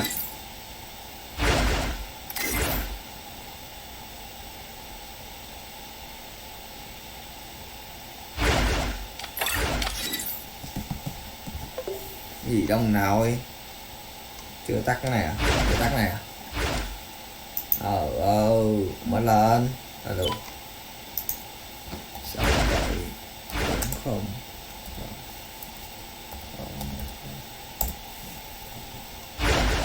Rồi ơi mất hư rồi. Ẩu rồi ba. Chào nè. Tập thật nữa. Xạo quá trời. Thằng Bi nó ngu quá vậy. Thôi bắn xong tôi luôn hả? Tôi thằng ấy chú tể tố hài mà chú Bill biết à? Thằng bố lão. Bi nó gà dữ trời. Chú sao thằng Bi nó gà chú? Để bắn ra đúng chết, bắn ra đúng mồm chết luôn. tung con thôi Thôi để cháu Mới nhỏ gì miêu không côn đi cháu bắn đụng cháu cháu má đúng tè. mấy người mà tên má đúng mấy đứa tên bi. cái gì mấy đứa tên Bình sao, mấy đứa tên Bình sao, cái gì hai mặt má, I mặt never nào wanted to hai come mặt to à, this đó place, hai mặt kìa. but my choices were Má đúng là mấy đứa tên bi thất bại xã hội vậy trời. Cái gì mày đang nói đâu đó hả? Chứ buồn quá Mà thất bại đâu có tiền cho tụi bay lấy. Mà nghĩ ra em nghĩ là con nói những thằng mà trừ chú bi tên bi mà trừ chú ra thất bại xã hội quá. Trời ơi tao mà thất bại đâu có tiền cho tụi bay Để lấy. có Có tăng hiểu tăng không? kia nói chung còn chứ nợ. Ủa nó bắn viên đúc vào đầu bắn viên đúc trước rồi nào bắn man Ngáo mà. Nó nói nó ngáo mà tụi bay không Tôi tin. là thằng bi mấy thằng bi nó nghe không quá bi. cái thằng ấy chú chạy số 2 mà chạy sâu wifi mà chú biết à tao gặp thằng nào chửi đấy mà mình chạy sâu wifi Chú bán thua đứa gái làm ra con nhà nó thua thiệt chứ, nhục luôn chạy luôn. nó chạy Nhảy ra đâu chú bi. Chứ Mày nhảy đâu mày nhảy. chạy đâu mà được mà mình được quyền nhảy mà đúng không Đúng rồi. rồi Chết không được cứu nhưng mà nha. cái Thằng nào chết thằng không được đi cứu thấy nha. cái gì nợ được cứu ấy chiêm thọ Giao luật lại rồi. Chết là không được Thôi cứu chưa lấy cứu nào. tiền. Còn không có lấy tiền thì được cứu. mày cụ cho cứu một lần đi. Không cho cứu, luật bắt Một cứu lần. tặng 500 sao còn không được cứu, mày nói gì tao mày? Chơi Ôi. bén này. kêu 2.000 chốt chiếu đi. Thôi Chốt chiếu một lần đi thật Thôi đi. không có cứu. Chốt chiếu Chơi đi. mà rén rồi. Trên trước chốt chiếu, trên này xong chốt chiếu. Tao nói giao được luật Tội này. gian nhưng mà chốt chiếu một lần đi nhớ đừng mày. Không, no. Yếu, siêu yếu luôn này. Rồi tao khỏi cứu tao luôn. lên man đi trốn Rồi, có lẽ ai mặc ít thôi, chứ đời ôi lẽ cứu một lần đi ai chú đâu mà hai. Chốt chiếu một lần đi. Cho cứu chú bi chơi mà. Chứ không Nó có ai. hai. Vậy Cứu thôi, đi. thằng nào cứu thì giảm nợ tiền. Ok. Thôi giảm không. Bây giờ Mày chỉ cũng cứu mất là xu nào đâu rồi, bay bay chơi bay được tiền rồi, cứu thì mất giảm nợ tiền đúng rồi, cứu Trời lần ơi, hai thì còn chơi không đồng khó. luôn. chứ cứu gần chứ không. trận trước có cứu trận này Chú có Tao nói Nhiêu lần lần trước thôi, mà đâu, cho trận sau rồi. không cho cứu nó rồi đó, từ trận trước đi là trận tới đi là không cho cứu chị, tao nói rồi mà. tụi con không nghe cứu Không nghe thì thằng nào cứ Ủa, cứu chơi thì bất có động. nợ tiền. Ok. Ví dụ À, như biết nó thôi cứu đại, là đại, bắt đại, man đại. thì bắt còn bắt man còn nợ tiền. Ok. Đét đâu mất tiền đâu mà giờ mày cứu đi Đét. Bắt ra. Ừ đúng rồi. Ok. Rồi phải cứu tao. lấy phải cứu tao. lấy 70 kill Thôi, Đi xong rồi lần này nó 1.000. được cứu tiếp thì cứu tiếp này trừ nữa tiền tiếp có chừng Trừ Cứu lần đâu mà. được cứu Mấy lần cái thứ hồi hai thì đấy không mày đồng nữa lên. không? Cứu làm gì nữa? Bắn hỗ trợ dòng kia thì được. vậy vậy cứu lần Cứu lần hai Lần là sau không đồng đó. lần sau xuống 500 đồng xong lần. Không. chú mua đây gì thôi Trời ơi, bay ra không bay tặng sao tao đi, trăm sao. Ok, cho cứu một lần. Bay nghe lén mà Ôi, rồi. giải có 200 sao bắn 10 kill còn cả tay ra giải có 2.000. Bay tặng trăm sao đi. Giải có 2.000 gì. Đúng rồi. Có tặng 500 sao chơi luật kiểu mắc gấu. Dễ lận không? Luật dễ. Man ơi, mình cũng có cái giải có cái gì thế. Phải cứu anh nha em ơi. Phải cứu anh. Anh coi mấy con lợn nhựa nó bắn. Gì thể hiện. Thế thôi chơi thử chiến chú ơi, chơi này tại không dễ đâu. Hay nói gì? Sẽ đông. Thôi Thôi chơi mấy này ông mà nào vui chứ. ơi. Ông nộn đá cốt thì mấy ông nào ơi. Ngồi đó mà cái lộ mệt quá. Chơi không cứu mới vui. Chơi làm gì đúng không chú nhỉ?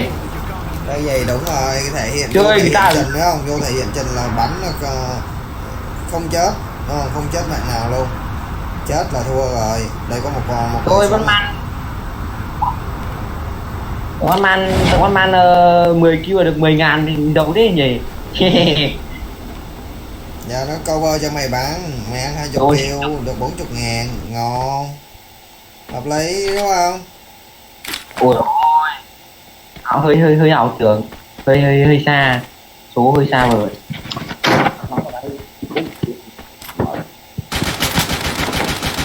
Chú giờ sau mình không có giải đâu mà kệ em cho mày bắn được. Yeah. Đông đen chỗ tao 8 thằng. Ồ, tao nó bot thế luôn. Tới đi. Thôi, này đi săn lọc vòng vào vòng lao săn lọc người chết đấy. Má chú Bi chị đểu thế à? Đểu gì?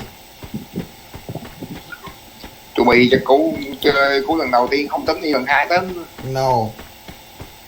Tao phải thể hiện kỹ năng trình Con còn nhỏ chưa biết nãy. Tụi bay đánh à? Mà chú nói lần ngay từ đầu con còn biết chơi chú nói thế chị. Vậy thôi tí ta không cho chơi nữa. Đúng rồi, Ok. À. Đồng đen luôn. Mà không phải đông đâu, do mình không kỹ năng đó. Đúng rồi, mạng tao lấy thôi. Mày ngon mày xuống đây mày ăn hộ tao cái này, dưới đây đâu lắm nè, 8 kill, xuống đây ăn hộ cái. 8 kill à, xuống ăn hộ cái. Đúng rồi, bắt Xuống đây. bắt mang xuống đêm hút. Ừ, xuống vô chú Bi này, 8 kill này. Chạy vô. Bắt mang lao vào đêm hút cho nó thích. 8 kill của Batman, đẩy thẳng vô, mày làm gì mày chạy luôn vậy Batman.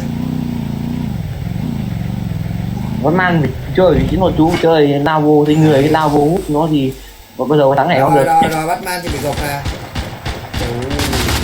Gạt đây cứu ba diễm. Mày không gạt là tí mày còn cái niệm. Đúng rồi, một kill một ca phải nỗ lực thành công trong cuộc sống lên. Cũng chưa bắt cơ hội được 20 kill vẫn là 20.000 vẫn giàu được đúng không chú nhỉ? Đúng rồi. 20 kill 20.000 vẫn giàu được mà, chưa nghèo được. Từ kia cũng không còn cái gì tôi không chơi được giải nữa chỉ hơi buồn chứ. Còn về con đường cái vẫn sung. Chiến thần. Boss làm đi. Gặp địch vẫn giết được. Không sao. Dỗi rồi, bà nội dỗi rồi. Ơi. Mày cố gây em đây. Đi ở gần chú Bi à? Cài ba nội Google lại, coi nào bà nội Google tao bị gì à? Bà không đọc bình luận, đã không để ý được. Ủa chú bây giờ cứu tại trường bị chốt tôi nghe không? Nhưng người yêu chú cái giải gì mày cứu tao á, mày cứu người yêu tao á. Người yêu tao có chơi giải đâu. Là không ý con là ví dụ con top 1 là con từ 10.000 không đúng không? Làm sao? Là con top 1 là ví dụ con top 1 kia là không. Làm sao bà chết nữa nè, chứ bà cả xạo nè. Kêu cứu không cứu nè, chết cống mang xui cống hiến cho đồng đội nè, ấy địch nè. Xạo quân nè. Đúng rồi, cô chọn quân con man này. Mày sinh tồn đi. Mày bốc cách đi thôi. Chết luôn. Chịu cái đi chọn giờ cứu là thằng con man không có giải nó bắn được chú. đúng rồi, kệ Đúng rồi, cứu đi. Cứu đi. Về. Chú Bi bố láo được đâu. Trời ơi, cô láo cái bị cái sim. Chửi cô láo. Con man cô láo này. Tạo lại cho mình chơi để được xử vậy. Người mới xuống cho đồng đen kìa. Chạy vãi. Thôi Bay đồ. Cũng về cũng có đi cái hòm thích sao chuyên là nào đổ hòm nhớ mất đấy luôn đấy. Cái tàu chủ mẹ khác chơi quá. Có tao làm. Đồng đất đúng vậy. Đây là một anh đang từ cái vô lên. Con man này nó bố láo bắt gì nè à.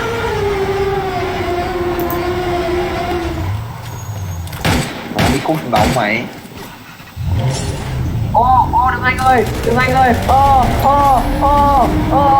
từ anh ơi. Từ anh ơi.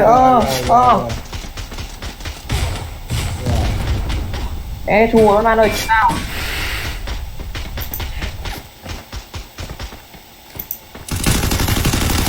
Rồi sao? lợn như Ok. Đi đóng băng vô. Mà tại con bàn đi, đấu đất qua. Không ngay giải, con không. thôi.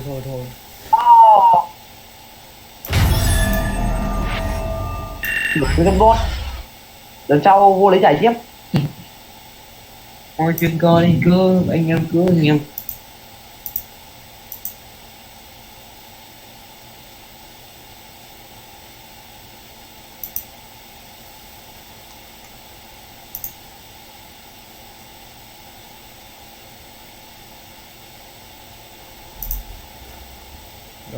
rồi tụi bay sao á.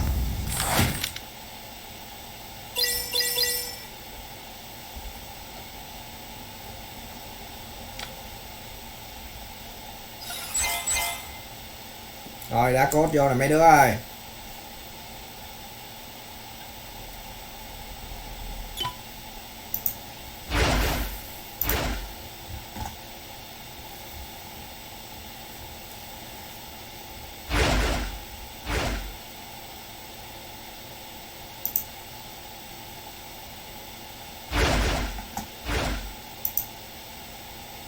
Đã cốt vô đi mấy đứa ơi.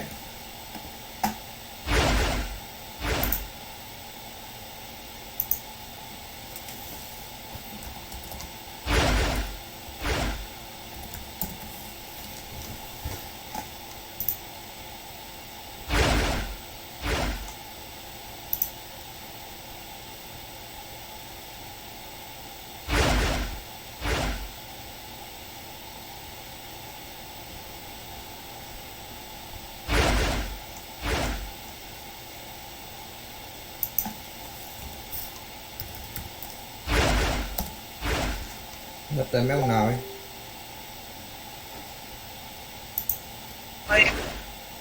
Cái gì? Anh Dương ra tao tưởng đâu mày nghỉ chơi mày lấy tiền rồi mày vô đây làm gì ở ra đấy. Mày cứ vô lấy mà cứ cà nhấp bực mình à.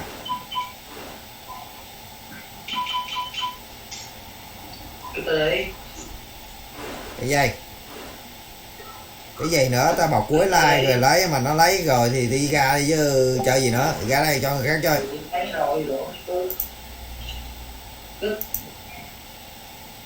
Đã bảo cuối like rồi lấy.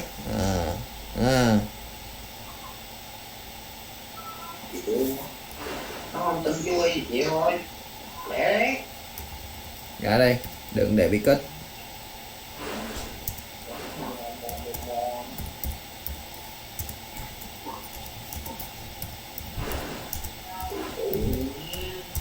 Chuối sâu nữa chuối. Trời ơi dỗi gì mà dỗi. Thôi cho ra nè. Chỗ lên châu cứ đi.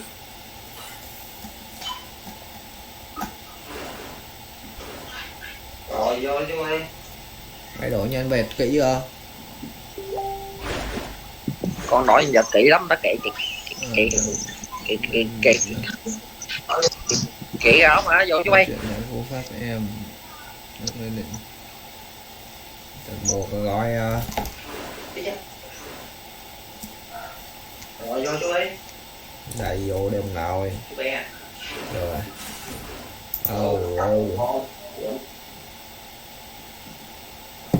Đã bảo cuối like rồi lấy vô nó lấy 12 nó lấy.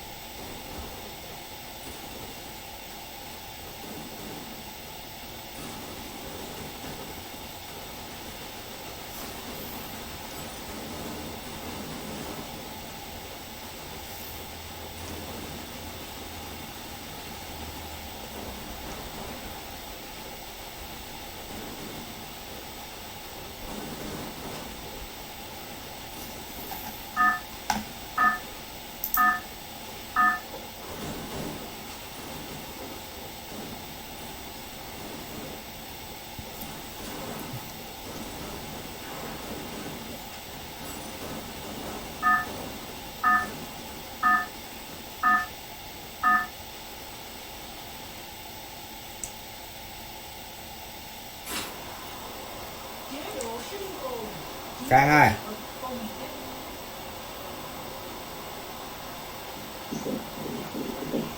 Sao chui ơi. mày nghe luật kìa.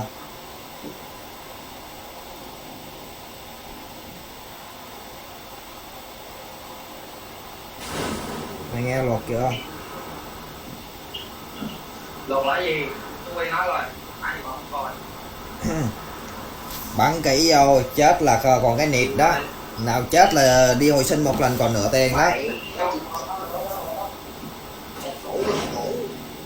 Tiền Thì như cũ. Tiền thì như luật cái gì cũ chứ sao mà kỳ á. không, giờ cứu tính làm gì nữa, tao tìm những tao trình tay to vô bắn không cần cứu, hiểu không? Mày vô mày cứu đi cứu lại, cứu làm gì? Cứu thì còn nửa tiền, cứu lần thứ hai thì không còn đồng nào, ok. Không được thì khỏi nhận giải, ok. Không được thì khỏi nhận giải, ok không? Chứ tụi bay cứu nhiều quá, ta cũng tốn tiền chứ bộ mày. Rồi, đi kêu quay gì á?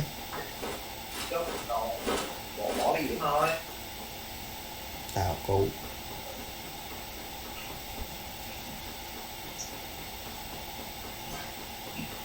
Bây giờ cũng còn tôi rồi, con tôi chết rồi tôi rồi. Cái gì mà tao chưa có xu.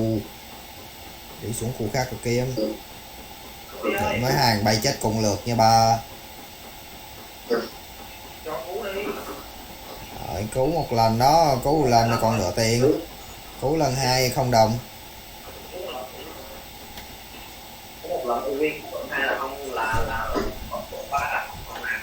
Thôi cứu hai lần thôi là quá cha rồi. Ta thấy luật bác gấu chơi ai triệu phú 500 sao mà không được cứu đó. Bác gấu đâu cho cứu đâu, tao mới coi luật nè. Khó quá, tao gửi lại cho video cho coi.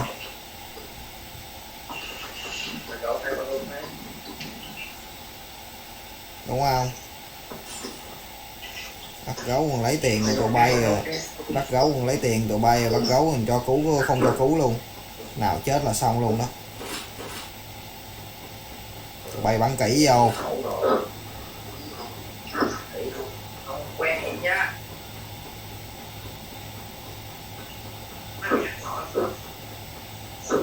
Nó không có xu này.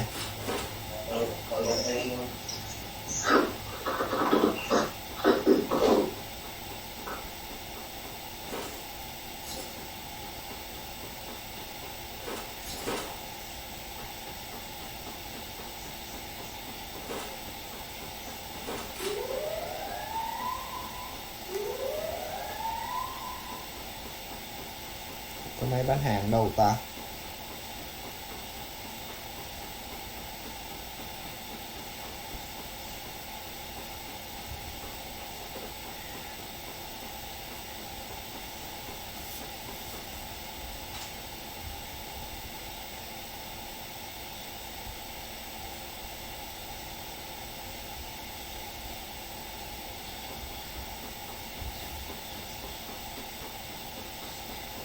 Rồi, báo tới.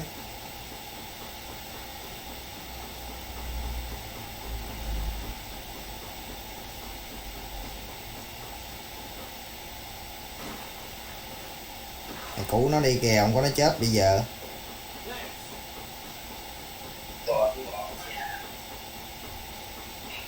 Phải chứ không cứu là phải cộng tên miếng. Dạ. Cái gì?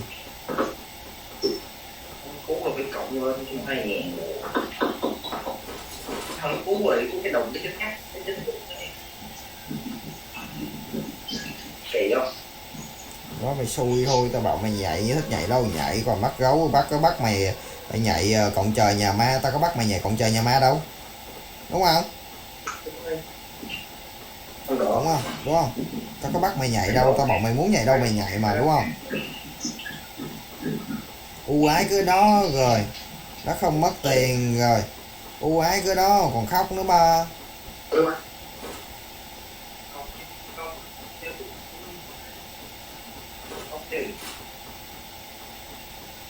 Diệm ơi. Giảm. Đây này. Trời ơi, không có nghe, không mất, không loa. Alo. Alo. Cái gì ông nội? Alo. Cái shit gì? Vậy là 5 kêu rồi nè. Ừ. Không rồi. Không rồi, vô giúp nó luôn, vô chạy. Đậu ở đâu ra lật vậy? Trung quy đậu đâu ra cái lật rồi vậy?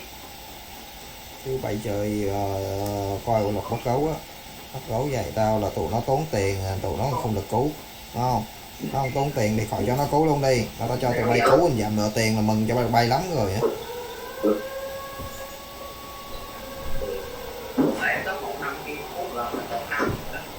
Ừ thì con 5.000.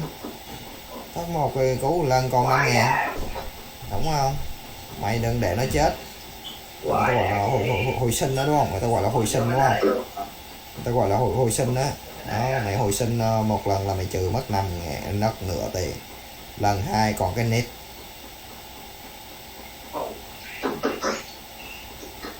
Gì kỳ vậy?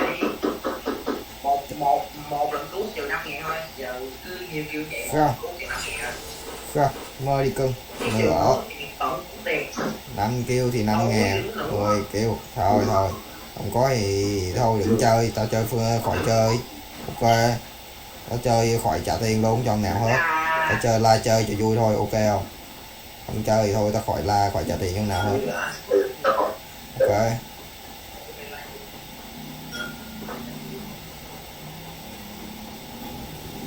Giống mày thấy ông kia không? Cái ông già phai phai không? Ông like ông có mất đồng nào đâu. Đúng không? Dạ. Ừ. Con hiểu ông già ông like sao có đồng nào. Tao thấy ông cái tổ chức kết tình này nọ gì ông có bỏ đồng nào ra đâu ba.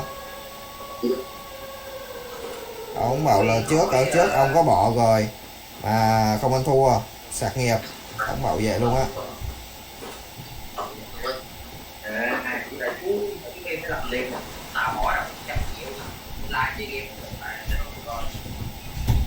Thôi ông còn đừng bố phép nữa. Cùng lẹm luôn rồi, ghê gì trời. Á mình dí nó thấy bà luôn định bắn nó niệm luôn rồi. Mọi người. Con mà cứu chứ.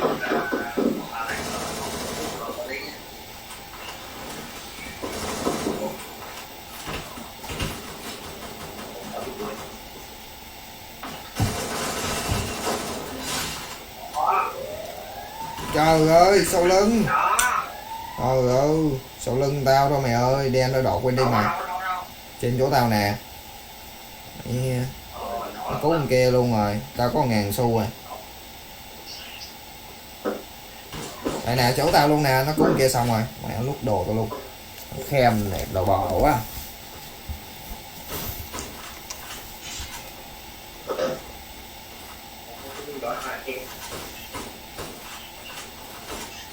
Kem hả? Đâu nó đâu cái bi nó tí con. Ơi tao chết rồi lấy gì tao bình. Nó trên chỗ cái trụ điện đó ba. Nó đâu? Trên chỗ trụ điện. Đây hả? Đây. Thấy ai hết? Đâu? Rồi thấy rồi. Tem nó đó, lấy tao bắn nóc được con thằng rồi. Cứu thằng kia luôn, khem bắn nóc được con thằng cái gì.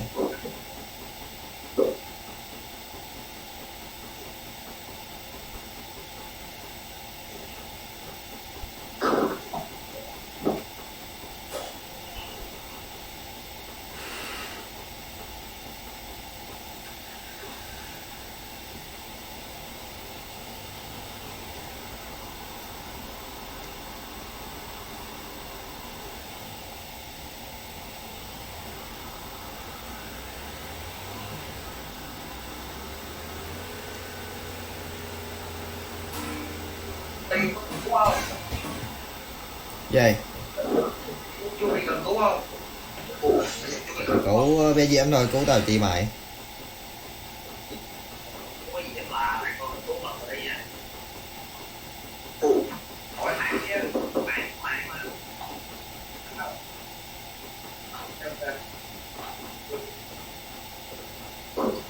Nó mày không?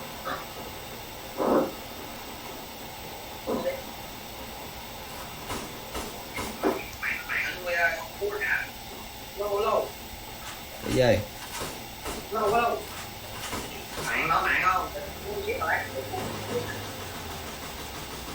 Mẹ ơi, chết luôn.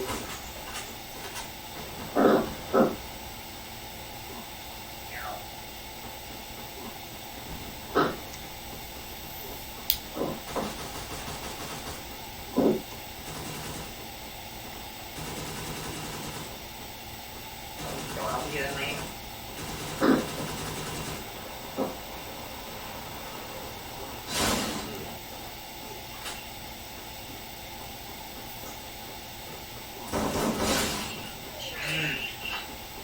Lúa nè.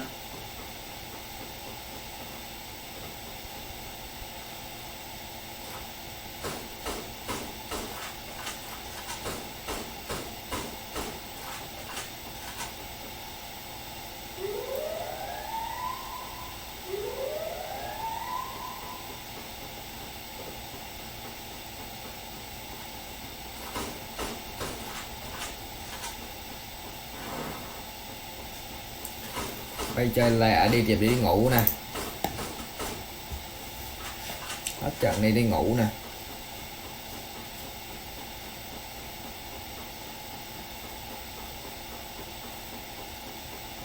Cố gắng mà bắn đi, 10 kêu rồi nè. 10 kêu. Giờ 7 kêu dụng nào. Đồng đèn kìa, trước mặt đi, trước mặt mày 2 thằng trong khu nhà kìa. Ồ, bắn bạn phun bạn giọng nội.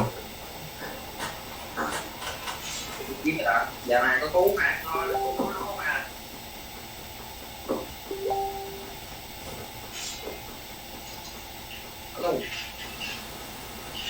Cú mà lô. Tụi đi.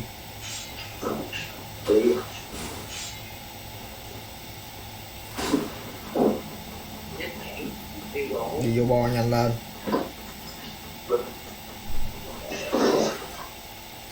Kìa bắn luôn. 11 kêu rồi gì. Kìa nó chạy vô kìa. Trời ơi. 2 thằng quất luôn, gạt luôn lẹ. 12 kêu rồi. Ui, nó ai vậy? Thằng kia á, thằng Khem bạn này đó. 13 kêu rồi.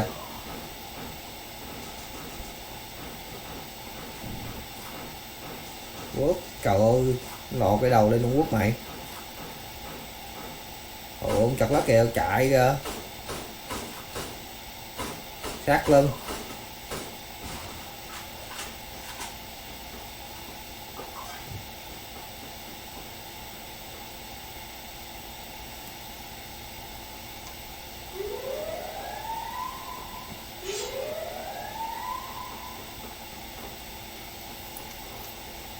Bắt. Đây. Ôi giời ơi. Yếu rồi, bơm máu rồi. Kia bơm máu rồi. Gì đó không anh chị? Đâu nữa rồi. Chết, hết máu giờ. Bơm máu đi. Trời.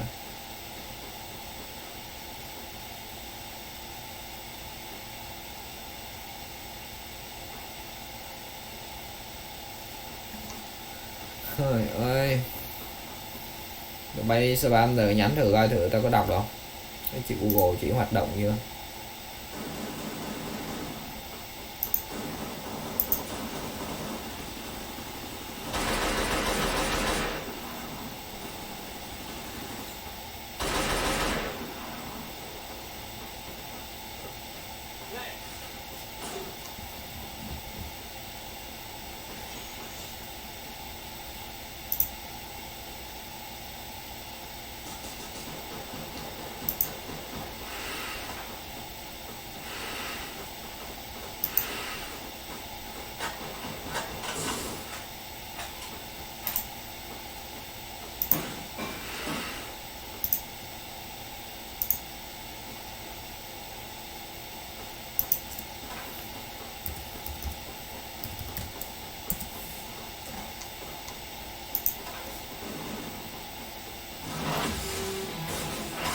Chị Google chúc các bạn xem stream vui vẻ nha.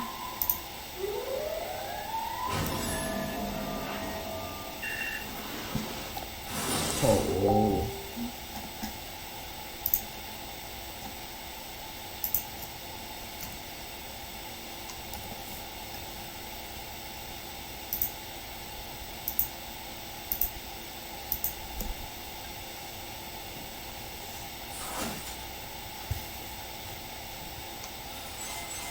Lô.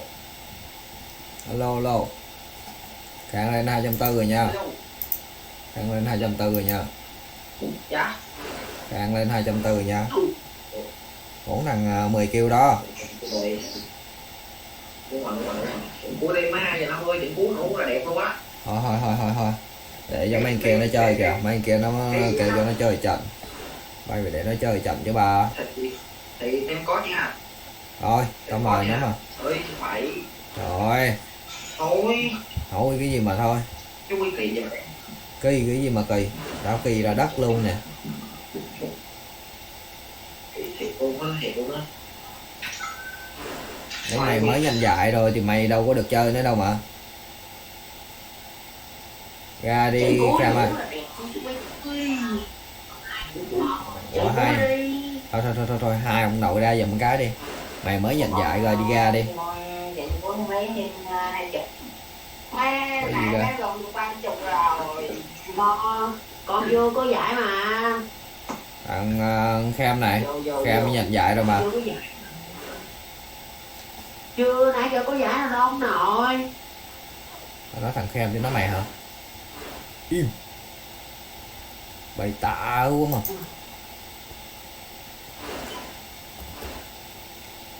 Thế trận này ngủ nha.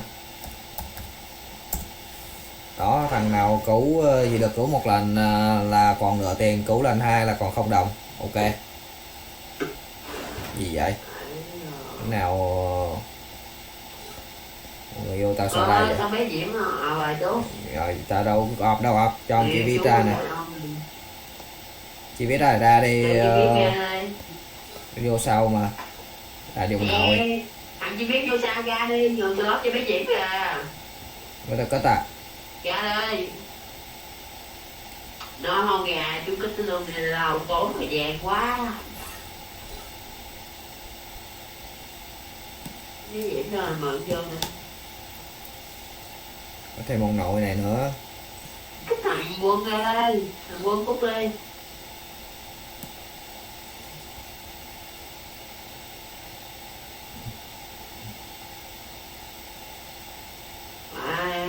Bé Diễm rồi mời ông vô chú. Dạo chú rồi sao mời ông vô? Thôi, em ra nhìn cao rồi. Thôi, con chạy chú nè, chạy tiếng nhóm đi rồi mời con với Batman lại chú ơi, có kết bạn mà sợ gì? Gì? Chứ chú để trên có chị nó đá vô hoài. Chạy tiếng nhóm mà mời con với Batman lại cướp rau nha. Ủa bé Diễm nghỉ chơi hả?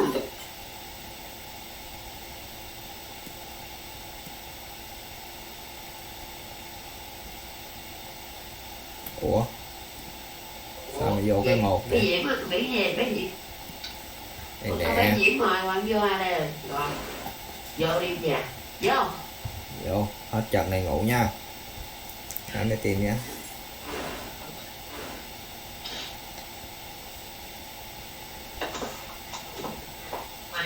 Ở đây chơi nó với bạn vô thì có mấy gấu rồi, cái gấu khổng lồ đúng không? Vô. Vẫn chưa vô của ba. Chưa sẵn sàng kìa. Ngủ gì tầm này thích đi, ngủ kia cho sớm. Thôi chơi đi. Vậy à. Rồi.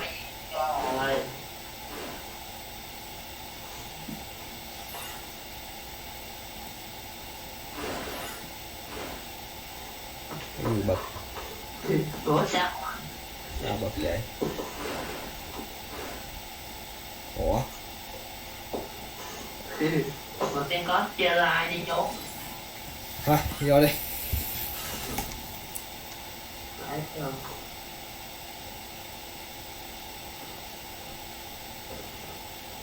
I never wanted to come to this place, but my choices were limited.